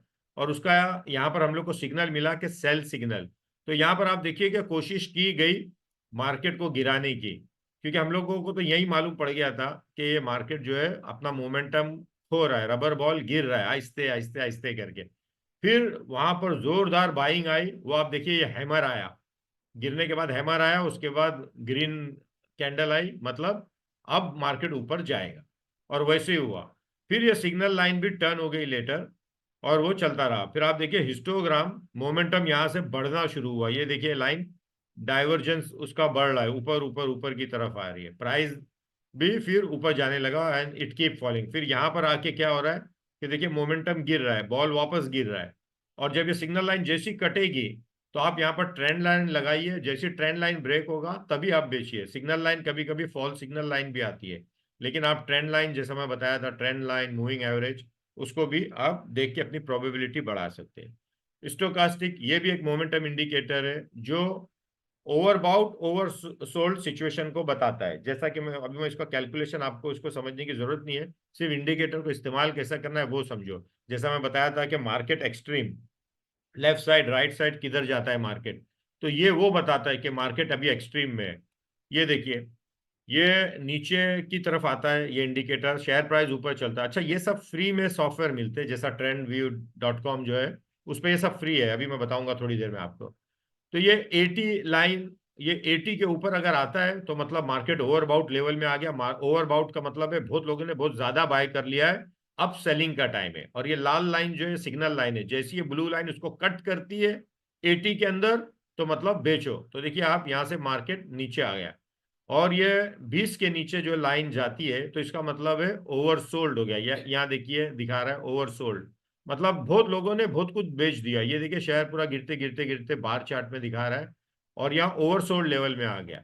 लेकिन ये ओवरसोल्ड में आप यहाँ कैंडल स्टिक को देखिए कि कैंडल स्टिक क्या साइकोलॉजी आपको दिखा रहा है, क्योंकि आपको ये तो बता रहा है कि ओवरसोल्ड हो गया, मार्केट ऊपर भागने के लिए तैयार है। फिर आप वो देखिए कि कैंडल स्टिक में साइकोलॉजी क्या आ रही है। आप यहाँ पर ट्रेंड लाइन भी लगा के देख सकते हैं कि ब्रेक होता है कि नहीं। और फिर ये जैसे ही रेड लाइन को ऊपर क्रॉस किया, आप बाय कीजिए, और ये देखिए शेयर प्राइस 18 से 23 तक पहुंच गया। तो ये स्टोकास्टिक है, ये स्टोकास्टिक जो है एक्सट्रीम बताता है। रिलेटिव स्ट्रेंथ इंडिकेटर, ये भी स्टोकास्टिक जैसा काम करता है, ये भी मोमेंटम वाला वो है इंडिकेटर जो चार्ट के नीचे आता है। ये 70 के ऊपर अगर आपको दिख रहा है तो मतलब ये कि अब मार्केट यहाँ पर ओवरबाउट हो गया है, बहुत ज्यादा बाइंग हो गई है, अब सेलिंग आने वाली है। तो आप अपना एनालिसिस कीजिए, कैंडल को वहां पर लगा के देखिए, और देखिए कि वो कैंडल आपको बेरिश कैंडल दिखा रहा है क्या दिखा रहा है। वैसे ही 30 के नीचे जब इधर आता है तो ओवरसोल्ड हो गया। यहाँ आप कैंडल की साइकोलॉजी को रीड कर सकते हैं, तो उससे आपको समझ में आ जाएगा। ये देखिए रिलेटिव स्ट्रेंथ इंडेक्स कैसा दिखता है चार्ट के ऊपर। Explain moving average, yes I will come back to it again. Moving average क्योंकि मैं अभी चार्ट में लेके आऊंगा, I will come in the trading view and I will explain the charting. Just now to save time I am just explaining on the presentation. I will come soon. Now देखिए कि chart के अंदर relative strength दिखता कैसा। ये ऊपर price होता है, रिलेटिव स्ट्रेंथ इंडेक्स नीचे आता है, और एक सिग्नल लाइन होती है उसकी। तो ये यहाँ देखिए कि प्राइस, मैंने कहा था ना relative strength index, stochastic index, moment और एमएसीडी इंडेक्स, ये सब मोमेंटम वो है टूल, लेकिन इनका यूज डिफरेंट डिफरेंट सिचुएशन में किया जा सकता है। आप इस पॉइंट को देखिए कि मार्केट ऊपर चढ़ रहा था चढ़ रहा था चढ़ रहा था, आपका मोमेंटम यहाँ बता रहा है कि गिर रहा है गिर रहा है गिर रहा है गिर रहा है। और उसके बाद देखिए आपको यहाँ बेरिश सिग्नल आया, आपको मोमेंटम पहले ही बोल रहा था, आपको 2 हफ्ते से मोमेंटम बोल रहा था कि मार्केट अब गिरने वाला है अब गिरने वाला है अब गिरने वाला है। लेकिन गिरा कब? जब यहाँ बेरिश कैंडल आई, और आप देखिए मार्केट उसके बाद कितना जोरदार गिरा, 4,000 40,000 से 30,000 पे आ गया था। फिर एकदम लोएस्ट लेवल पे आ गया यहाँ पर, और उसके बाद आपको हैमर आया, एक नहीं दो दो हैमर आई। तो यहाँ लोएस्ट लेवल पे इंडिकेटर बता रहा है और हैमर बता रहा है, मतलब आप यहाँ साइकोलॉजी समझिए ट्रेडर लोग की, दैट मीन्स मार्केट यहाँ से उठेगा। और फिर आरएसआई ऊपर उठना शुरू हुआ, आप यहाँ पर बाय कीजिए। और बाय 100% करने की आपको जरूरत नहीं है, आप क्या करें, एक 25% आपका जो पैसा है जिससे आप बाय करने वाले हैं उसको 50% 25% बाय कीजिए, और देखिए कि मार्केट आपके फेवर में आ रहा है कि नहीं। जैसे जैसे फेवर में आएगा आप ज्यादा ज्यादा बाय कीजिए। तो इसको बोलते हैं मोमेंटम इंडिकेटर और आरएसआई, जो आपको टॉप में अभी देखिए टॉप में आके आपको टॉप उसमें आके सिग्नल दे रहा है। क्या सिग्नल दे रहा है? ये मंथली चार्ट है, और ये एक कैंडल मंथ की कैंडल है। तो ये ऑलमोस्ट दिखा रहा है कि मार्केट टॉप कर चुका है, और आरएसआई भी एकदम टॉप में है। तो मतलब बहुत रिस्की है। तो इस सिचुएशन में आपको क्या करना है, एटलीस्ट जो शेयर आप होल्ड किए आधा तो बेच दीजिए, क्योंकि इतना रिस्क लेने की आपको जरूरत नहीं है, अब मार्केट गिरने वाला है। तो ये हो गया RSI. Bollinger band, Bollinger band क्या होता है कि वॉलेटिलिटी बताता है स्टॉक्स की। ये बोलिंगर बैंड 1 2 3 बैंड होता है, ये वॉलेटिलिटी, ये भी बहुत अच्छा वो है वो बैंड, जिसकी वजह से आप एनालाइज कर सकते हो शेयर्स को। एक अपर बैंड होता है और एक लोअर बैंड होता है, और एक बीच का बैंड होता है। ये बीच का बैंड ये है कि अगर प्राइस ऊपर गया तो ऊपर ऊपर जाते रहेगा, और ये बैंड जहां पर दबा हुआ है ये बताता है कि अब बहुत ज्यादा स्क्वीज चल रहा है मामला, बहुत ज्यादा न्यूट्रल चल रहा है, अब अचानक से जोरदार मार्केट ऊपर जाने वाला है, उसको भी हम लोग एग्जांपल देखेंगे। ये बेसिकली वॉलेटिलिटी बैंड है, इसके कुछ सिग्नल्स होते हैं जिसको हम लोग को रीड करना है। ये देखिए मार्केट में अगर आप डालेंगे बैंड तो कैसा दिखेगा, जहां जहां ये दबा हुआ दिख रहा है आपको, जहां जहां स्क्वीज दिख रहा है, मतलब ये कि वॉलेटिलिटी मार्केट की बहुत कम हो गई है और अब मार्केट कोई भी डायरेक्शन में फटने वाला है, कोई भी डायरेक्शन में भागने वाला है। तो ये तैयार हो जाता है मार्केट। तो ये बैंड भी एक क्विक ग्लांस में हमको दिखाता है कि अब मार्केट की क्या सिचुएशन है। फिर मार्केट क्या करता है, एक कोने में जाता है जैसा यहाँ पर टच होता है और फिर दूसरा कैंडल अंदर आता है, मतलब यहाँ से मार्केट रिवर्स होने वाला है। ये बोलिंगर बैंड का सिग्नल है। तो ये जो एवरेज लाइन है बीच में और ये दो बैंड जो है उसके एक्सट्रीम्स है, लेफ्ट एक्सट्रीम और राइट एक्सट्रीम। लेफ्ट में बहुत ज्यादा चले गया, राइट में बहुत ज्यादा चले गया, अब वो वापस आएगा। ट्रेडिंग स्ट्रेटेजीज, ट्रेडिंग स्ट्रेटेजीज क्या है? एक ट्रेंड फॉलोइंग ट्रेडिंग स्ट्रेटेजी होती है। तीन टाइप की ट्रेडिंग स्ट्रेटेजी होती है, बाइंग स्ट्रेटेजीज, और जिससे हम शेयर्स बाय करते हैं। कि एक ट्रेंड मार्केट ऊपर चल रहा है, बस चलने दो मार्केट को, आप बाय कर लो और चुपचाप बैठे रहो जब तक के या तो उसकी मूविंग एवरेज ब्रेक नहीं होता, या तो ट्रेंड लाइन ब्रेक नहीं होती, या तो स्टोकास्टिक ये वो कुछ आपको सेल सिग्नल नहीं देता। इसको बोलते हैं ट्रेंड फॉलोइंग स्ट्रेटेजी। हम लोग उसका एग्जांपल देखेंगे, मैं सारी चीज पे आऊंगा, आप just hold bear with me for couple of more minutes. Breakout strategy, breakout strategy क्या होती है कि अचानक से शेयर एक रेजिस्टेंट पॉइंट जो है रेड लाइन दिख रही है उसमें घूमते घूमते घूमते जोरदार ब्रेक होता है, वॉल्यूम से ब्रेक होता है, वो लाइन के ऊपर आता है, ट्रेंड लाइन को ब्रेक होता है और हम लोग यहाँ पर उसको बाय करते हैं और फिर share keep going up and up, और जो ये रेजिस्टेंट होता है ये सपोर्ट हो जाता है। तो इसको बोलते हैं ब्रेकआउट स्ट्रेटेजी। ये डिफरेंट टाइप की स्ट्रेटेजी है जब आप मार्केट को रीड करते हैं और बाय करते हैं। एक होता है मीन रिवर्जन। फाइनेंशियल मार्केट के अंदर मीन रिवर्जन बहुत इंपॉर्टेंट है। कि मीन रिवर्जन ये बोलता है कि आप चाहे एक्सट्रीम लेफ्ट जाए कि राइट जाए, आप अपना मीन जो एवरेज है, डॉटेड लाइन जो है ये आपका एवरेज है, आप वो एवरेज पे एक ना एक दिन तो जरूर आएंगे, चाहे वो आज आए या कल आए या परसों आए। तो मार्केट ऊपर जाते रहेगा लेकिन मीन के अपने एवरेज पे आते रहेगा, तो वहां पर भी एक स्ट्रैटेजी होती है, लोग उसको बाय करते हैं। प्रैक्टिस एग्जांपल्स, अब आते हैं हम लोग हमारे प्रैक्टिस सेशन के ऊपर। जो जो चीज अभी हम लोग ने देखे उसको यहाँ आके हम लोग यूज करते हैं।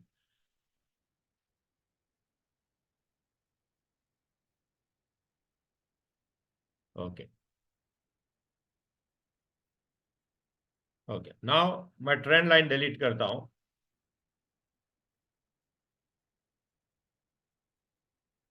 और सबसे पहला मैं मूविंग एवरेज पे आता हूं कि अब ये शेयर्स के ऊपर आपको ये देखना है कि मूविंग एवरेज कैसा बनाना है हम लोग। तो आप आइए यहाँ पर इंडिकेटर में, यहाँ पर मूविंग एवरेज, ये सिंपल मूविंग एवरेज मैं लेता हूँ। ओके, एक, दो, तीन। ठीक है, मैंने तीन मूविंग एवरेज लिया, आपको अभी दिख रहा नहीं होगा सही से लेकिन मैं उसको बताता हूँ। यहाँ देखिए राइट हैंड साइड में तीन 9 डेज के मूविंग एवरेज है। अब मैं 9 डेज को नहीं लेता हूँ, मैं उसको चेंज करता हूँ।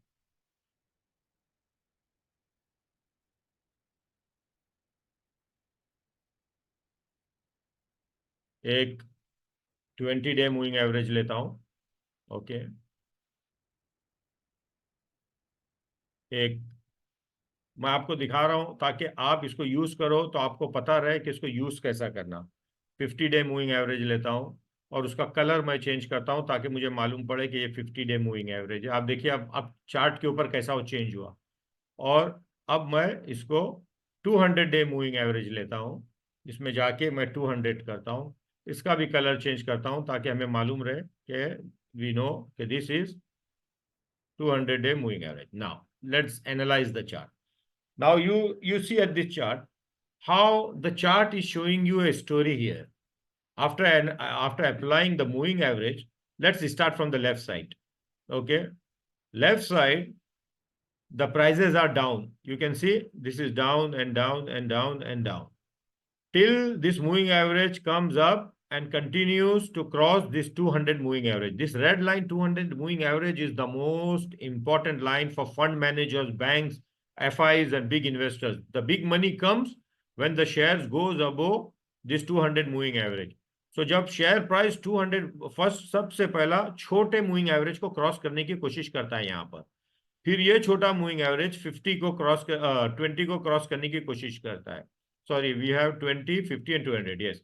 20 को क्रॉस करने के बाद 50 को क्रॉस करता है, फिर ये दोनों मिलके यहां पर आते हैं और 200 को क्रॉस करते हैं। यहां पर कंप्लीट एक एक एग्रीमेंट हो गया कि बुल फेस मार्केट का चालू हो गया, क्योंकि तीनों मूविंग एवरेज आ गए और पूरा मार्केट का जो प्राइस है इस वक्त 200 मूविंग एवरेज के ऊपर है, 50 के ऊपर है, and it continues continues continues. आप देखिए 20 डे मूविंग एवरेज है, मार्केट को बहुत क्लोजली वॉच करता है और चलते रहता है। ब्लू लाइन पे आप ध्यान दीजिए, just pay attention on the blue line, forget about this lines, okay.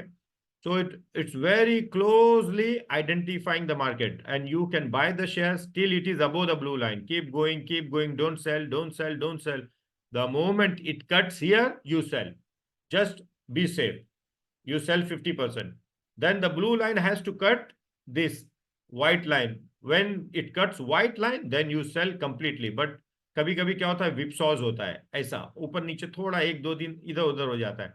you pay attention, you see the psychology, you see the MACD, RSI, नीचे जो भी रहेगा उसको देखो psychology। तो you can see here the psychology is a bull, a big engulfing candle, but the engulfing candle means what? This is a bullish candle, so it goes up. So you already sold 50, but you are still holding 50, then you can again buy. But what happens when this both the lines, this 20 50 comes down, then you sell. But still now it's not coming down. That means the bull phase is continuing. 200 moving average shows that bull is continuing.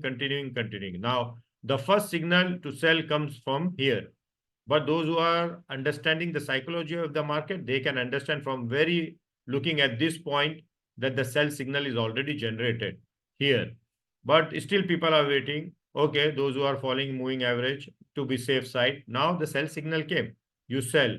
Now the market is getting more and more nervous. Market is getting more and more down. And we are expecting the mean reversion, that at least it will come somewhere in this range. After this range, it will be decided whether the market is going to crash or market is going to take some breath or sideway, and then again it will run up. So that's the way moving average helps you to analyze. This is the beauty of the moving average. Now we'll see some RSI. Let me add an indicator called RSI. We saw how it looks like this. And it is plotted. You don't need to do anything. You just select the RSI, it comes and it is plotted. Look at this point. What I said, above 70, sometime it is shown above 80. This is extreme for RSI. And this is the signal line. RSI was already up here. And if you know the candlestick, we already saw the psychology of this candlestick, which says a dark cloud and confirmation by bearish.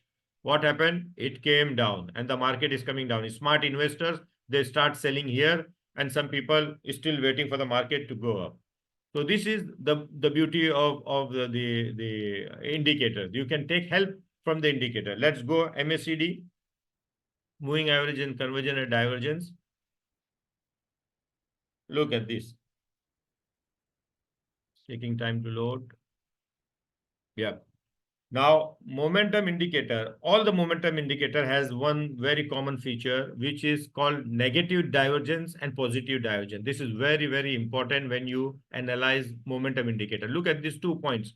If you make a trend line here, it shows the market is going up. But if you make a trend line here, it shows the market momentum is going down. So you just need to be very careful when a sell signal comes.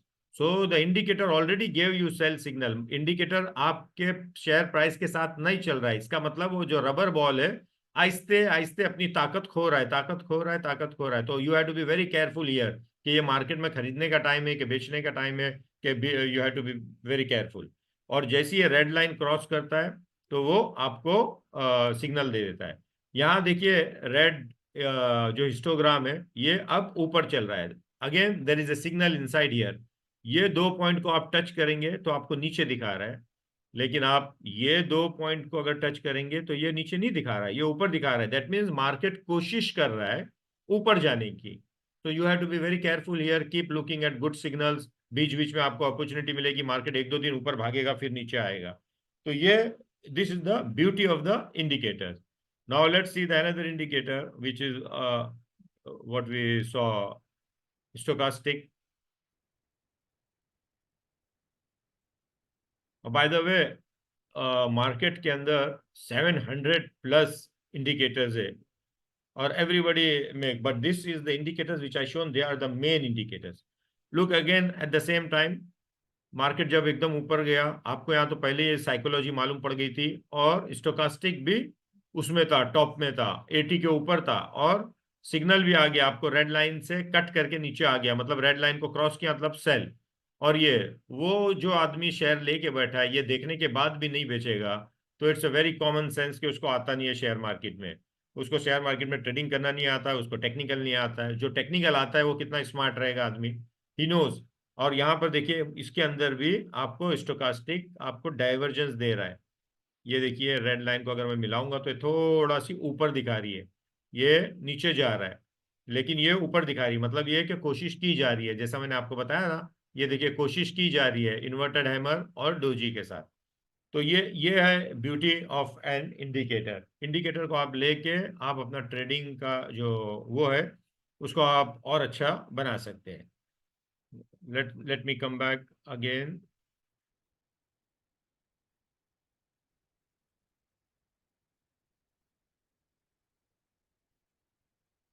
अब हम लोग जो last उसमें आते हैं before Q&A, money management. Money management ये आपको बहुत अच्छे से समझना है।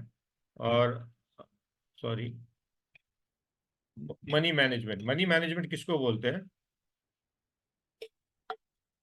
मनी मैनेजमेंट वो है कि आप शेयर में कैसा ट्रेड करेंगे, कितना पैसा लगाएंगे, कब लगाएंगे, बहुत सारी चीजें हम लोग Q&A में भी ले लेंगे, हम जस्ट कवर कर लेते हैं इसको। मनी मैनेजमेंट में सबसे पहला, आप ट्रेंड के अगेंस्ट में नहीं करेंगे, ट्रेंड इज योर फ्रेंड। जब ट्रेंड ऊपर जा रहा है तो आप बाय करेंगे, जब ट्रेंड नीचे जा रहा है तो आप सेल करेंगे। हमेशा आप ट्रेंड के साथ चलेंगे, ट्रेंड के अगेंस्ट में नहीं चलेंगे। तो ऑलवेज मेक श्योर कि आप ट्रेंड इज योर फ्रेंड, ये सबसे पहला फंडा है इन्वेस्टमेंट का, ट्रेडिंग का, मनी मैनेजमेंट का। दूसरा है आप वो पैसे से ट्रेड करो जिसको आप एफोर्ड कर सकते हैं लूज करने के लिए। Trade with money which you can afford to lose. ऐसा नहीं है कि अपना घर बार बेच के पैसा लेके आ गए शेयर मार्केट में लगा रहे, या किसी से लोन ले लिया शेयर मार्केट में लगा रहे और उस पर अगर वो पैसा लूज हो गया तो आप तकलीफ में आ जाएंगे। कभी नहीं करना और जिंदगी में नहीं करना ऐसा। वो पैसा जो आपकी सेविंग है, कल को अगर वो डूब भी जाए तो आपको कोई गम नहीं होगा, वो पैसा शेयर में लगाइए। मैं डरा रहा नहीं हूं लेकिन आपको प्रोटेक्ट कर रहा हूं। Make your own trading decision. जैसा कि अब हम लोग ने जो चीजें अभी यहाँ पर देखी, बेसिकली ये जो मैं आपको टेक्निकल एनालिसिस बता रहा हूँ यहाँ पर, ये मैं मेरे ट्रेडिंग क्लासेस के अंदर 4-4 दिन 5-5 घंटे बोलते रहता हूँ। आप अंदाजा लगाइए कि जिसको मैं अभी 1.5-2 घंटे में कोशिश कर रहा हूँ कवर करने की, ये मेरे 4 दिन का कोर्स है जो 4 से 5 घंटा हर दिन चलता है सिर्फ टेक्निकल एनालिसिस के ऊपर। Anyway, let's come back.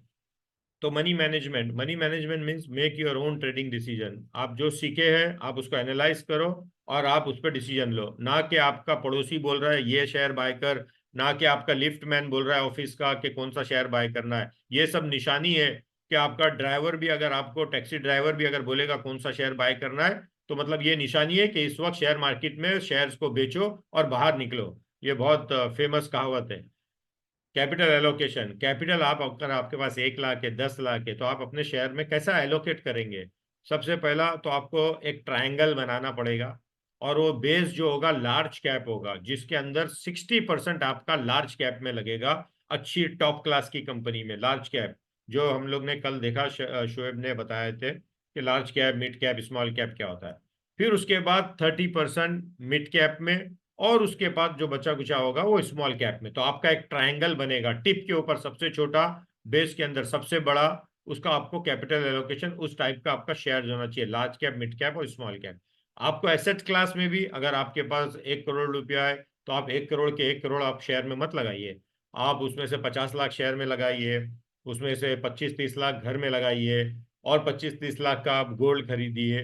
तो इसको बोलते हैं different type of assets class के, रियल एस्टेट हो गया, शेयर्स हो गया, ये हो गया, तो आपका डाइवर्सिफिकेशन रहेगा।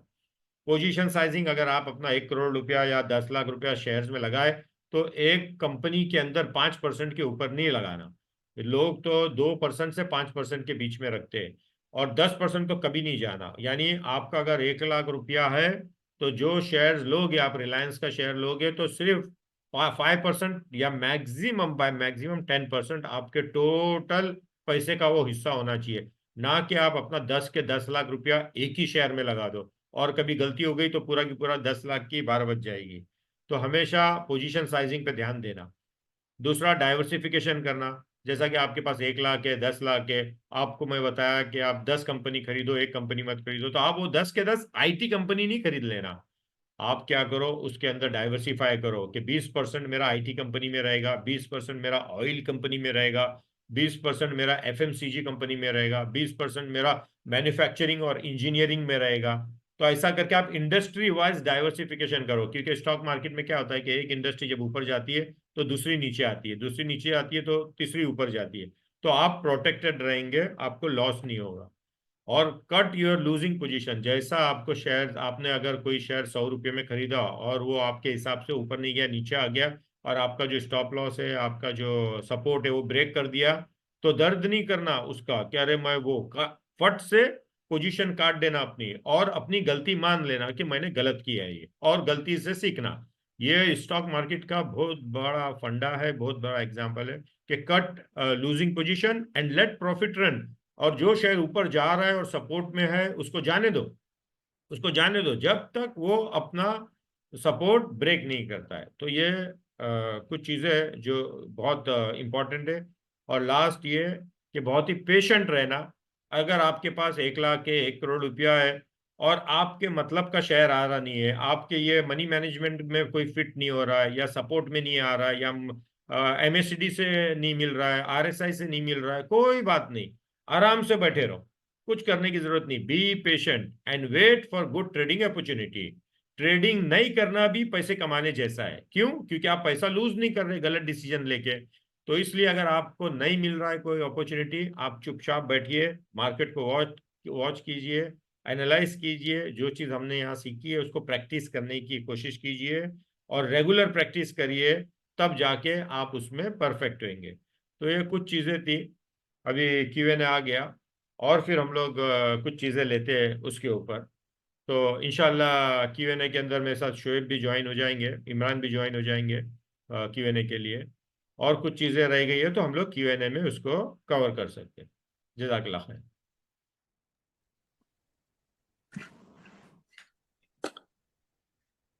Jazakallah khair. Well, that was indeed very technical and very informative. And Mr. Hassan Noor Sahab tried in his best possible way to make it simple for us. Jazakallah khair. Now we move towards the question and answer sessions. So I would request everyone to please park on your messages in the chat box. So we'll go with the first question.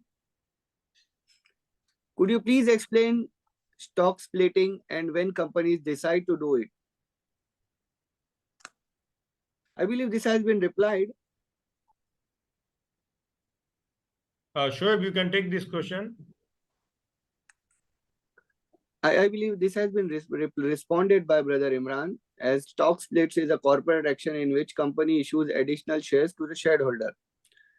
So it is corporate decision. It is the decision of the company.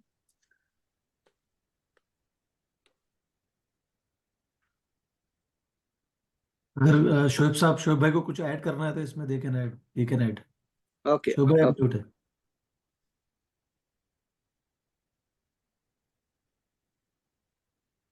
है। माफी चाहूंगा, सवाल क्या था? Sawal, the question is, could you please explain stock splitting and when companies decide to do it?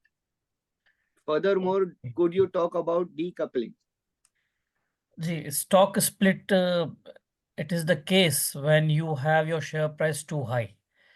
So usually you have two options, either to issue a bonus share to bring it down the price, जैसे कि रिलायंस ने किया था If you remember, once upon a time, Reliance share price was around 6,000, 7,000 rupees. Then they issued like 1:1 bonus share and came down. Okay तो आज जो price आप देख रहे हैं वो 1:1 बोनस इशू के बाद इतनी कम प्राइस है उसकी, otherwise touching very high. Stock split means ये होता है कि you just multiply your shares in the market. Suppose you have a face value of 10 rupees and you would like to split this 10 rupees share to 5 rupees. So what will happen that you are having like 100 shares, par value 10 rupees, you split it to 5 rupees per share and it becomes 200 shares.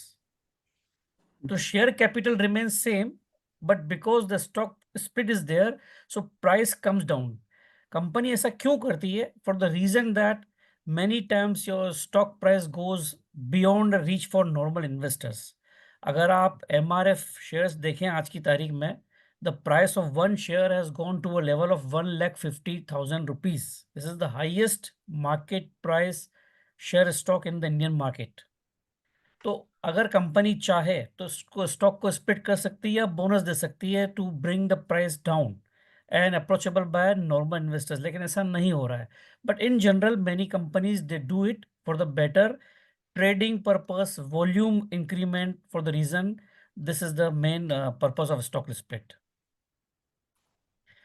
Coming to the second question of decoupling, it means that something like there is a correlation between index and one stock. If index is going up, the other stock is also moving up. But if there's a divergence between index going up and stock coming down, that is called decoupling. The simple example we can take like oil price and gas price. If oil price stocks are going up, gas price stocks usually goes up, usually. But if the trend changes, suppose gas prices are coming down and oil prices going up, it's called decoupling. That's it.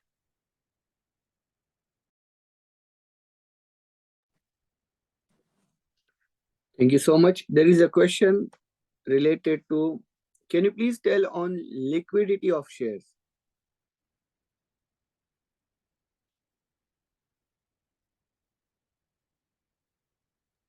Who would like to you go take for this question?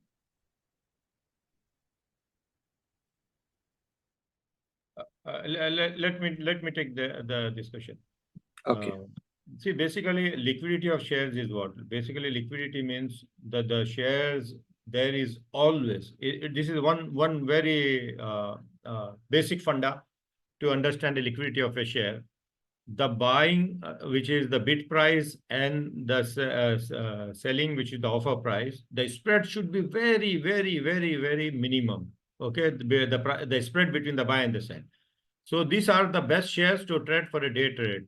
The spread between this is very less, and the liquidity is very high. Lot of buyers, and almost like 100,000 minimum. I'm talking about minimum. Minimum 100,000 should be there. Minimum 100,000 should be there. Then it qualifies for at least a reasonable. I cannot say good. Good should be more than 500,000 volumes of shares there. So this is called a liquid share, which is every time there is a bid, there is an offer. Sometimes some shares you see there is a circuit. Only buyers are available, only sellers are available. This is not a liquid share.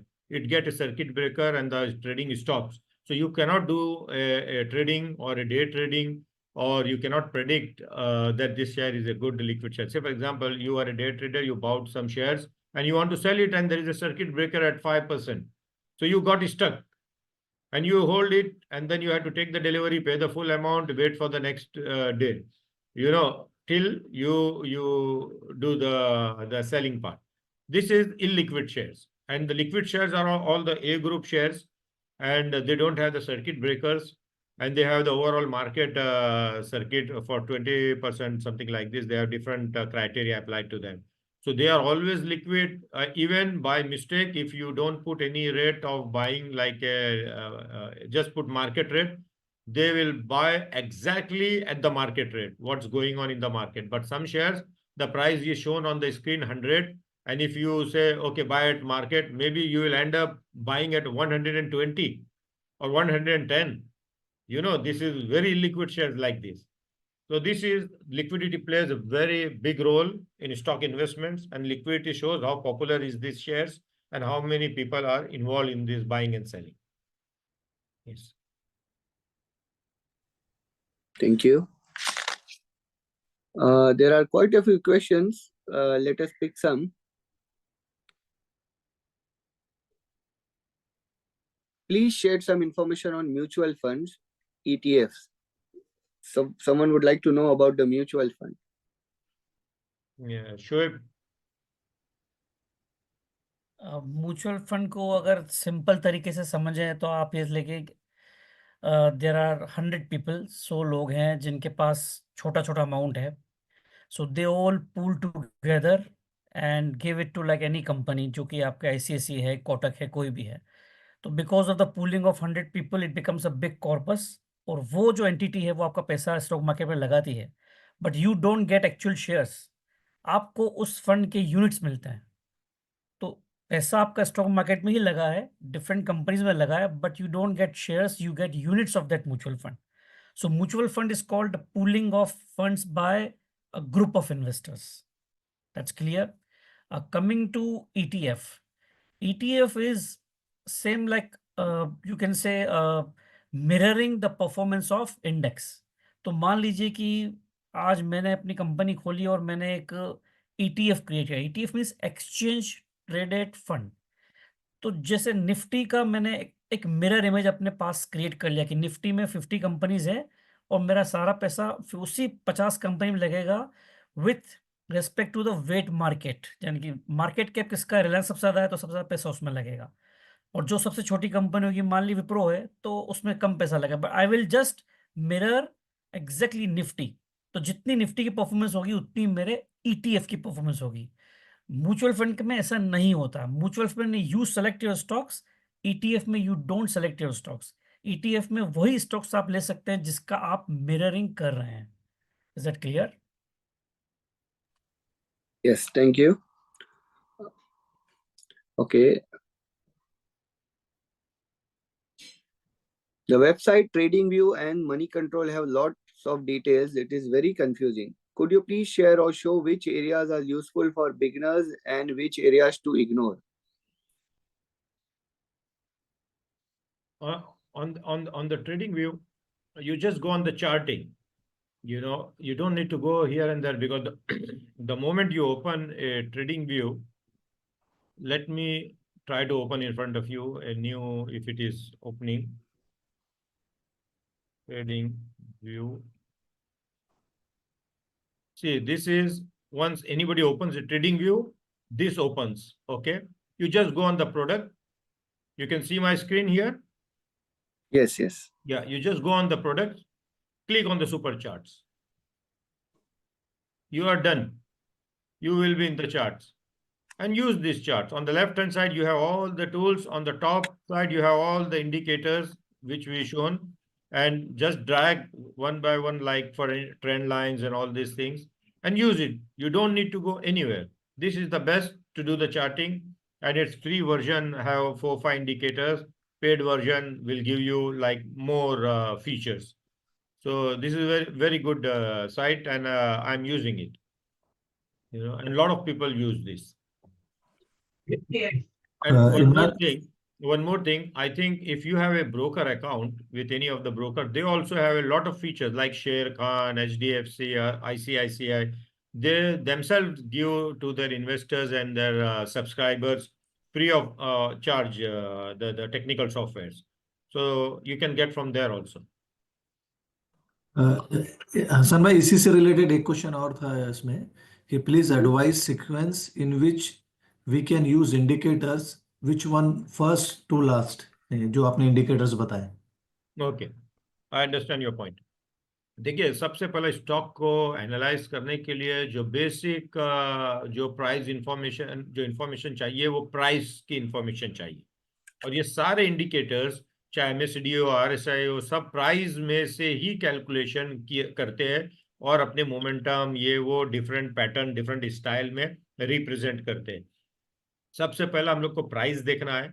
Okay, price की psychology देखनी है. जैसा candle stick use करेंगे तो एक candle bye candle आपको पता चलेगा. और फिर आपको general trend, big picture market का देखना है कि क्या दिख रहा है आपको. आप जब चार्ट में देखोगे तो आपको खुद ही समझ में आ जाएगा कि डाउन ट्रेंड दिख रहा है, अप ट्रेंड दिख रहा है, साइडवे दिख रहा है। Then you apply moving average, तो थोड़ा और क्लियरिटी आएगी। Then you apply trend lines, तो और क्लियरिटी आएगी। अगर इसके बाद भी आदमी कंफ्यूज है तो फिर इंडिकेटर डालो जो नीचे आएगा, one by one, one by one, one by one. Indicator आपको और इंसाइट देगा। तो बोलने का मतलब ये है कि ये आपकी प्रोबेबिलिटी को कि आप सही फैसला ले रहे हो उसको इंक्रीज करेगा, इंक्रीज करेगा, इंक्रीज करेगा। और एटलीस्ट आप कोई शेयर बाय कर रहे हैं, सेल कर रहे हैं, तो आपकी प्रोबेबिलिटी जो पहले 50% थी वो 60% हो गई, 60 जो थी वो 70 हो गई, 70 जो थी वो 90 हो गई, और फिर आप डिसीजन लीजिए। तो इस तरीके से वो मूव होता है।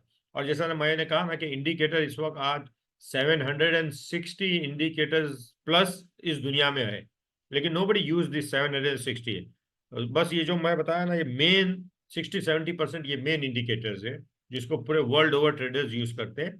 और जैसे जैसा आप लोग सीखोगे, जैसे जैसा आपको समझ में आएगा इंडिकेटर्स और मार्केट और चार्टिंग, आप खुद ब खुद उसमें डीप डाइव करते रहोगे और आपको डिफरेंट डिफरेंट टाइप के भी इंडिकेटर आपके सामने आएंगे, जिसका खुसूसी मकसद होता है किसी स्पेसिफिक पीरियड, स्पेसिफिक सिचुएशन में उस सब चीज को यूज करते हैं। लेकिन ये जो moving average, trend line, candle stick, McD, RSI, it is widely use, very widely use. एक क्वेश्चन और था इमरान, एक second. Could you please briefly explain how to identify best sector for investment and good company in that sector, particular sector? Shoaib, मेरे ख्याल से शोएब ने कल इसके ऊपर कुछ बताए थे, आई गेस। शोएब, 4 फेजेस बताए थे जो कि अपने इकोनॉमिक साइकिल में चलते हैं। लेकिन बेस्ट इन्वेस्टमेंट सेक्टर का तो अब सिक्लिकल हो तो उसमें तो कुछ नहीं। आप जो उसमें एग्जांपल भी आपके साथ मैंने कोट किया था, जैसे सीमेंट है, इंफ्रास्ट्रक्चर है, तो बारिश के सीजन में इतने चलते नहीं है। लेकिन जहाँ बारिश अच्छी हो तो आपके एग्रीकल्चर स्टॉक अच्छे चलते हैं। तो it it goes in a fashion of like round a circle. But evergreen sectors are always there, जहाँ पर आप कभी भी इन्वेस्ट करेंगे and you will never get a disappointment over there. जैसे कि मैं आपको बताया था, कंज्यूमर जो ओरिएंटेड प्रोडक्ट्स है सारे, हेयर ऑयल है आपके, टूथपेस्ट है, ब्रशेज हैं, सोप्स हैं, या आपके ग्लासेस हैं, क्लोथिंग है, टेक्सटाइल है, ये आपके स्टॉक्स एवरग्रीन है because people use them for every time यानी every day day day activities हैं आपकी इसके साथ। इवन योर शूज ऑल्सो, जैसे कि मेट्रो ब्रांड्स हैं, बाटा है। सो जैसे बाटा का फिर भी सिक्लिकल आप कह सकते हैं कि स्कूल शूज के कारण होता है, but overall yes, these are the basic fashion trends nowadays. अगर नायका भी इसी कैटेगरी में आता है फॉर एवर ग्रीन। सर शुक्रिया। एक और एक चीज है, टेक्निकली भी आप इसको देख सकते हो कि अभी देखिए कि आपके सामने ये बीएसई का चार्ट है, ये ओवरऑल मार्केट का चार्ट है, ठीक है। फिर आपके पास सेक्टर इंडाइसेस है, जो हम लोग ने कल उससे पहले भी देखा कि सेक्टर्स के इंडाइसेस होते हैं, तो उसको आप ओवरऑल मार्केट से मैच करके देखते हो। तो लेट्स टेक एन एग्जांपल। यहाँ देखिए left hand top side Sensex लिखा है, जो बॉम्बे स्टॉक एक्सचेंज सेंसेक्स जिसको हम लोग बोलते हुए। अब इस सेंसेक्स में मैं कोई एक सेक्टर लेता हूँ, जैसा कि समझ लीजिए बीएसई कैपिटल गुड्स। ओके, तो ये बीएसई कैपिटल गुड इंडेक्स, ये अब बता रहा है कि ये सेक्टर कैसा चल रहा है, ये सेक्टर बुलिश है, बेरिश है। तो ये देखिए बीएसई कैपिटल गुड्स उस कंपनीज को बोलते हैं जो जो इंजीनियरिंग की कंपनीज होती, प्रोजेक्ट रिलेटेड कंपनीज होती, इक्विपमेंट्स बनाती, सीमेंस, एबीबी, बीएचईएल। तो ये बताता है कि ये सेक्टर बढ़ रहा है या इंडस्ट्री मार्केट के साथ चल रहा है कि और किधर चल रहा है। दूसरा सेक्टर मैं लेता हूं आपके सामने, से for example BSE FMCG, okay, Nifty ले लेता हूं। ये देखिए एफएमसीजी कैसा पहले ही क्रैक होना शुरू हो गया था। ये मैं वीकली चार्ट लिया हूं इस वक्त। मार्केट भी गिरा, एफएमसीजी भी गिरा, गया बहुत अच्छे से ऊपर, लेकिन बाद में देखो कितनी जल्दी उसने क्लियर सिग्नल दिया था, एकदम बैरिश बैरिश बैरिश बैरिश कटना शुरू हो गया। वैसे ही मैं आपको और दूसरा लेता हूँ, बीएसई रियल एस्टेट, ये रियल एस्टेट के कंपनीज आ गई। तो देखिए कंपनीज कैसा रुक गई, जबकि बॉम्बे स्टॉक एक्सचेंज हम लोग ने देखे थे अच्छा खासा ऊपर गया फिर नीचे आ रहा था, लेकिन BSE रियल एस्टेट करीब करीब 2 महीने पहले से ये वीकली चार्ट है, एक कैंडल एक वीक है, तो ऑलमोस्ट लाइक 2 वीक्स पहले ही रुक गई बढ़ना। तो ये हम लोगों को बताता है कि ये सेक्टर वीक चल रहा है, मार्केट तो ओवरऑल ऊपर जा रहा है लेकिन ये सेक्टर नीचे कैसा आ रहा है। तो जो सेक्टर मार्केट के साथ नहीं चलता है वो सेक्टर में आप इन्वेस्ट मत करें। जो सेक्टर मार्केट के ऊपर चलता है प्लस कोई सेक्टर मार्केट से बहुत ज्यादा आगे भागता है तो मतलब पैसा वहां लग रहा है, तो आपको ये चार्ट के अंदर आसानी से दिखता है। फिर वो सेक्टर के अंदर वो कंपनी देखिए, ये अभी रियलिटी इंडेक्स है, ये रियलिटी इंडेक्स के अंदर करीब करीब 20 कंपनी होगी। अब वो 20 कंपनी के चार्ट देखिए कि सबसे अच्छा कौन चल रहा है उसके अंदर, तो जो सबसे अच्छा चल रहा है वो बहुत स्ट्रांग कैंडिडेट है, तो फिर आप पैसा उसके अंदर लगाइए। तो ये एक वन ऑफ द वे है टेक्निकली कंपनी को सॉर्ट आउट करने का।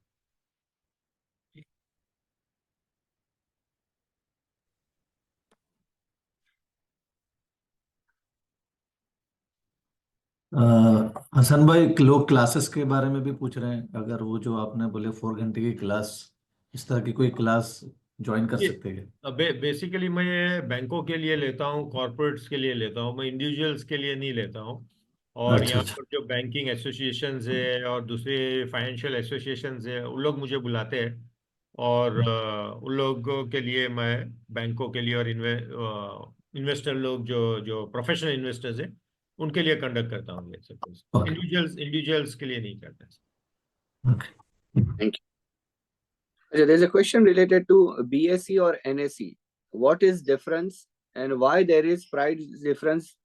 Brokers show shares in both market with different prices. What is more reliable to trade? देखो BSE और NSE, BSE जो है एशिया का सबसे पुराना स्टॉक एक्सचेंज है, और BSE जो है बहुत ज़्यादा डोमिनेंट था, एक पर्टिकुलर ग्रुप दूसरों को घुसने नहीं देता था मार्केट में। तो गवर्नमेंट को उस वक्त इंटरनेशनल खिलाड़ी लोग को, इंटरनेशनल इन्वेस्टर लोग को, सबको इंडिया में बुलाना था कि आओ भाई पैसा लगाओ। तो लोगों ने कहा कि भाई आपका मार्केट बहुत वीक है, वीक इन द सेंस आपके रूल्स एंड रेगुलेशन बहुत पुअर है, लोग ओपन आउट कराए मार्केट था उस वक्त, चिल्ला चिल्ला के रिंग में आपने फोटो वीडियो देखा होगा। तो उनको बोले हमको ये नहीं चाहिए, हमको वो चाहिए, क्या बोलते हैं अपना, ऑटोमेटेड मार्केट चाहिए। तो फिर गवर्नमेंट ने क्या करी कि एक साथ 2-3 शिकार हो जाए, तो ये लॉबी को भी ब्रेक किया जाए और स्टॉक एक्सचेंज को भी कॉर्पोरेट स्टाइल में चलाया जाए और उसमें सोफिस्टिकेशन लाया जाए, टेक्नोलॉजी लाया जाए। तो उसने नेशनल स्टॉक एक्सचेंज ओपन करी और कंपनीज को फ्री हैंड दिया कि तुमको यहाँ लिस्ट करना है कि वहाँ लिस्ट करना है, तुम्हारे ऊपर है।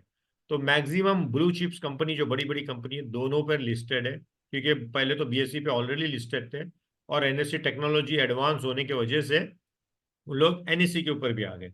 तो कभी कभी प्राइस ऊपर नीचे होता है और दोनों के सर्वर्स अलग है, दोनों की मैनेजमेंट अलग है, लेकिन प्राइस एक ही होता है, एक ही कंपनी का होता है।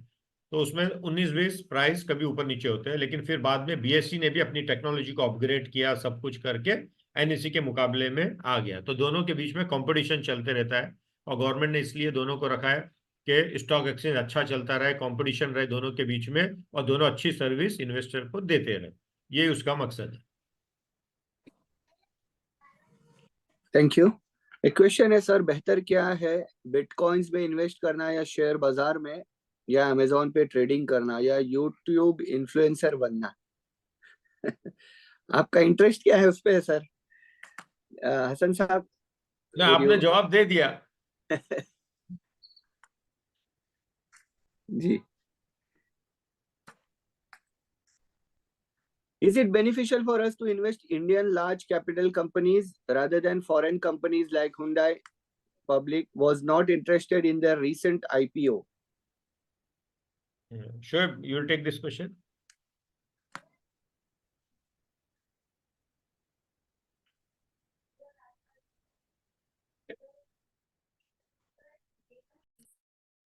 Shoaib? Yes, Noor bhai.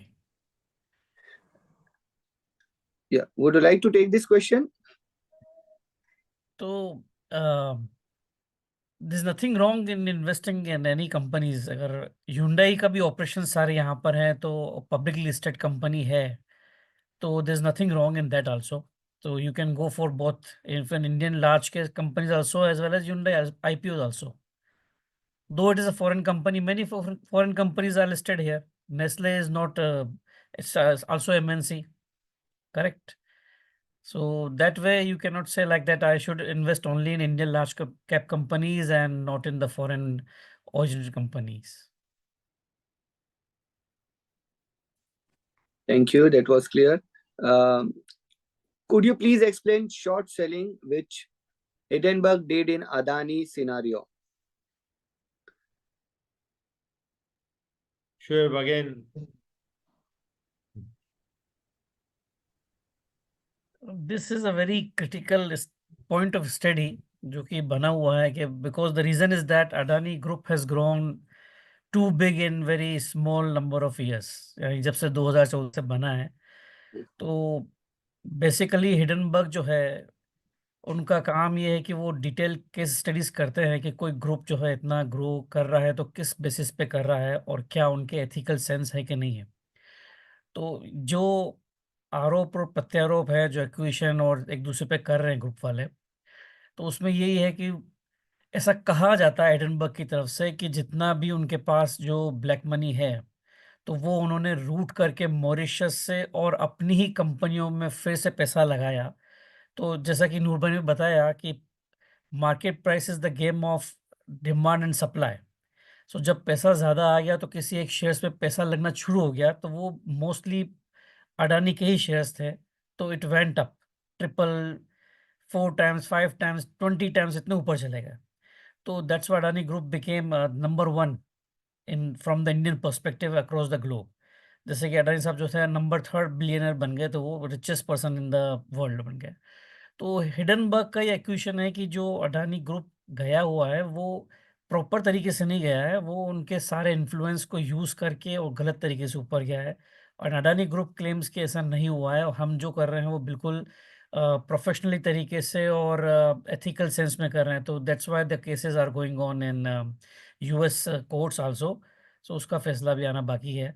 बाकी इंडियन गवर्नमेंट के हिसाब से सुप्रीम कोर्ट ने उनको क्लीन चिट दे दी थी जब सेबी ने ये सारे एक्विजिशन थे उसको गलत बताया कि हिडनबर्ग के सारे जो हैं एक्विजिशन वो सही नहीं है, और हमारे पास इस बात का कोई सबूत नहीं है कि उन मेल फंक्शनिंग ऑफ जो रोटेशन ऑफ मनी हुआ है वो मॉरिशस के थ्रू गलत हुआ है। यहाँ पर एक क्वेश्चन है, is it allowed to buy and sell share for short term और only long term is allowed? I can take this. See, there is nothing wrong in short-term trading, and there is nothing wrong in long-term trading. Trading is trading. Investment is investment. The only thing, the issue is when people talk about trading, they talk about short-term trading, and they talked about short selling. Short selling which is not allowed. What that short selling means, short selling उसको बोलते हैं कि आजकल के trader लोग को broker ये facility देते हैं कि आपके पास शेयर नहीं है लेकिन आप मार्केट में बेच दो, और एट द एंड जो पैसा रहेगा उसका डिफरेंस वो आपका प्रॉफिट होगा। तो you buy at the end of the day और in the middle of the day, लेकिन you are selling the shares before that. So ये जो चीज़ है ये अलाउड नहीं है इस्लाम में, शरिया के अंदर। वो चीज़ जो तुम्हारी ओनरशिप में नहीं है उसको तुम बेच नहीं सकते। तो ये होता है शॉर्ट टर्म ट्रेडिंग का प्रॉब्लम, जो शॉर्ट सेलिंग वाला प्रॉब्लम। हाँ, अभी शॉर्ट टर्म ट्रेडिंग का ये है कि सुबह मैंने मॉर्निंग में लिया शेयर, मेरे पास पैसा भी है मेरे अकाउंट में और मैं बाय भी कर रहा हूँ, और दोपहर में बेच दिया, तो देयर इज नथिंग हार्म, और आपने प्रॉफिट कमा लिया। There is nothing harm in that. You can make the difference is your profit, you can enjoy that profit, it is purely हलाल and it is your profit. तो उसमें there is no harm in that. Thank you. Could you please advise any class, book, means to excel or deep study about stock market? See, I can tell one thing. There is institute, the BSC Institute and the Bombay Stock Exchange, as well as National Stock Exchange. Go to their website and there are a lot of small courses about stock market. And try to enroll yourself. बहुत ही cheap prices के अंदर 1000 2000 और ऐसे सब prices के अंदर self learning pace के ऊपर courses है जिसके अंदर आपको certificate भी मिलेगा. तो बहुत अच्छे courses है, and a couple of courses I did it earlier. और बहुत पहले जब वो नेशनल स्टॉक एक्सचेंज जब खुला था तो, और उसके बाद उसने तो और भी कोर्सेज उसके अंदर ऐड किया है. तो national stock exchange, Bombay stock exchange, उनकी वेबसाइट पे जाइए, उधर बीएससी इंस्टीट्यूट और एनईसी इंस्टीट्यूट उसके कोर्सेज की लिस्ट है, और आप अपना आपके उसके हिसाब से, इंटरेस्ट के हिसाब से आप वो कीजिए. और लर्निंग के लिए तो कोई इशू नहीं है. और यूट्यूब है आपके पास, तो उसके ऊपर तो न जाने कितने ब्लॉगर्स और कितने लोग कोर्सेज ये वो डाल के रखे. तो अगर आप बीएससी एनईसी से करेंगे तो वो एक एकदम स्ट्रक्चर्ड फॉर्म में होगा, और एक आपको सर्टिफिकेट भी मिलेगा, करियर ग्रोथ भी हो सकती है अगर किसी को उसमें इंटरेस्ट है तो do that. Thank you. Thank you. What's the difference between ULIP and MF mutual fund? Is it good to invest in less NAV or XIRR or CAGR? Sure.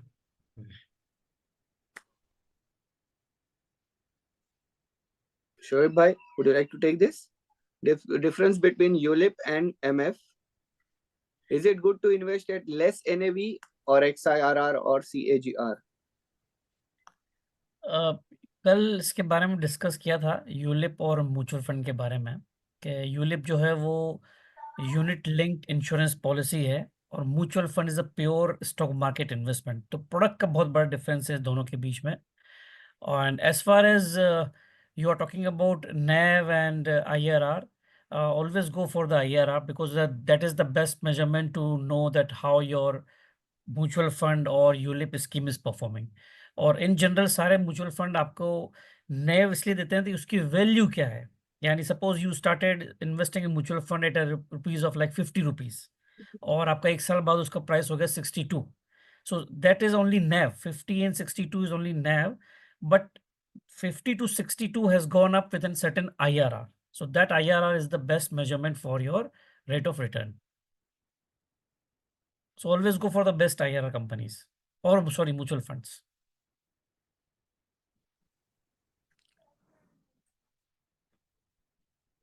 Please, can you show how the stop loss is set and how to trigger order at certain price value? Yeah, I will take this question. Look at this chart. Normally, where we put a stop loss at a support level or a resistance level. Let's take the current chart which is displayed here, the Bombay Stock Exchange. Think that this is a company. Okay, what we do, how we find the support level? We take the immediate left side support where the market moves. So this becomes the support level where I make a zone which I call a support zone. Below it, I will put my stop loss. The moment it breaks down, I will sell. So some people use this as a support. Some people use this moving average crossover, or some people use stochastic signal line.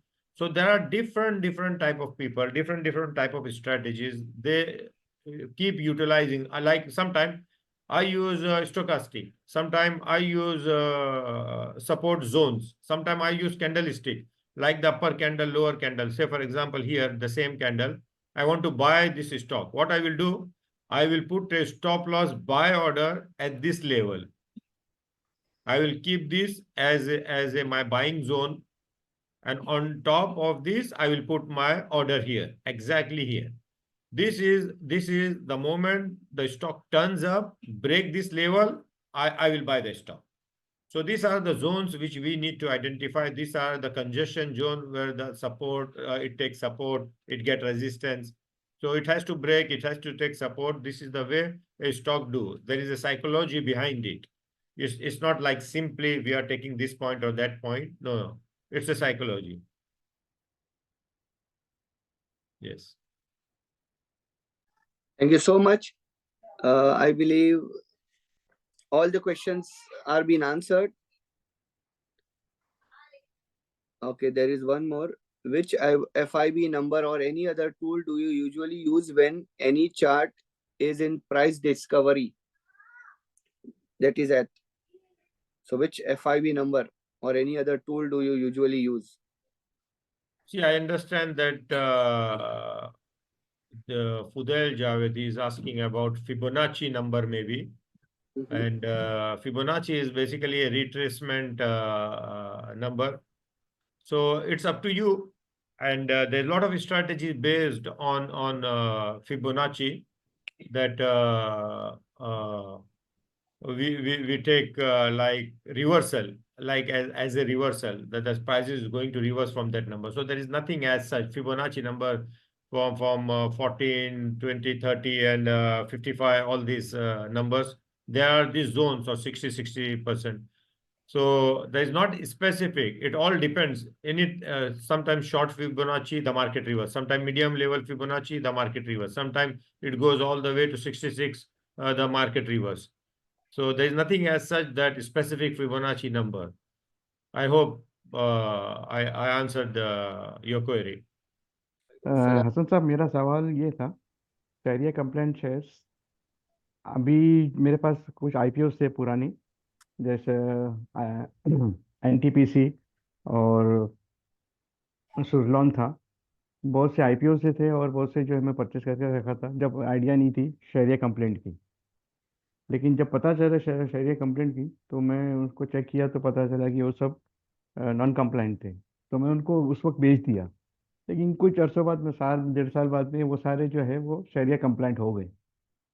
तो ऐसी situation में क्या करना चाहिए? क्या ये decision सही था, या फिर जो नॉन कंप्लाइंट शेयर्स है जो आप रखे हो और लॉस में हो उसको होल्ड कर सकते हैं, या फिर हमको बेचना चाहिए उसी वक्त? ठीक है, आई गॉट योर क्वेश्चन। देखिए, ये बहुत ट्रिकी थिंग है और मैं आपको सिर्फ एक जनरल फॉर्मूला देता हूँ उस चीज को डील करने का। अगर आपके पास कोई शेयर है, एक जमाने में वो समझो शरिया कंप्लायंट था और अचानक से नॉन शरिया कंप्लायंट हो गया, तो जब तक डिविडेंड नहीं आता है आपको आप सेफ है। आप मेरी बात समझ रहे हैं? आप, क्योंकि कोई कंपनी नॉन शरिया कब होता है? जब वो गैर इस्लामिक तरीके से अपना प्रॉफिट कमाएगी, और वो गैर इस्लामिक तरीके से प्रॉफिट कमा के आपको डिविडेंड के जरिए आपको देगी, और आप वो प्रॉफिट आप अपने इस्तेमाल करेंगे जो हराम था। तो वो अगर आपको डिविडेंड दे रही है हराम उससे, और अचानक से वो हो गई है, तो फिर आपको प्यूरिफिकेशन का तरीका बताया जाता है कि प्यूरिफिकेशन का तरीका ये होता है कि उसकी आप इनकम के अंदर देखिए कि कितना उसने नॉन शरियत से कमाया। उसके अंदर क्लियर कट आपको उसकी बैलेंस शीट में पीएनएल के अंदर दिख जाएगा कि इंटरेस्ट इनकम कितनी थी, मैन्युफैक्चरिंग से कितना कमाया, सेगमेंट उसका एनालाइज करेंगे तो आपको मालूम पड़ जाएगा। तो उतना परसेंटेज ऑफ इनकम आप अपने डिविडेंड से निकाल के दे दीजिए। जैसा हम लोग सूद का पैसा आ जाता है हमारे अकाउंट में सेविंग के अंदर, तो हम लोग क्या करते हैं, हर क्वार्टरली निकालते हैं और दे देते इधर उधर जो जरूरतमंद है या किसी को भी कि भाई ये सूद का पैसा है। तो वैसे ही आप अपना प्यूरिफिकेशन कर लीजिए, आप अपना पूरा डिविडेंड रखिए और जो नॉन शरिया कंप्लायंट डिविडेंड का हिस्सा है उसको निकाल के फेंक दीजिए, तो आपके पास जो आएगा वो प्योर इस्लामिक आ जाएगा। एक तो ये चीज हो गई। दूसरा चीज ये होगी कि अगर आपको मालूम है कि ये नॉन शरिया है तो आप लोगे नहीं, लेकिन जो ले लिए और नॉन शरिया हो गई तो उसका मैंने आपको हल बता दिया क्या ऐसा। तो ये चीज है। अच्छा, तीसरा हल ये है कि अगर आपके पास शरिया कंपनी थी और वो नॉन शरिया हो गई, तो उसकी छूट एक बहुत हद तक के, ये मेरा जाती वो है, आप उससे और कंसल्ट किया जा सकता है इसके ऊपर, जब तक वो कंपनी आपको डिविडेंड नहीं दे रही है तो भी आप सेफ है। आप समझ रहे हैं? क्योंकि आपके इनकम में कुछ नहीं आ रहा है ऐसा जो कंपनी हराम कमा के आपको डिस्ट्रीब्यूट कर रही है। आप तो आराम से अपना शेयर लेके बैठे हुए हैं। जब वो शेयर आपके पास आएगा डिविडेंड की हैसियत लेके, तो वो तो प्योर हराम है। तो उसको जैसा मैंने बताया वैसा आप उसको प्यूरिफाई कर सकते हैं। लेकिन जब तक डिविडेंड नहीं दिए तो आप सेफ है। जब आपको मौका मिले प्रॉफिट में तो आप निकल जाइए। तो ये उसका तरीकेकार होता है। जी।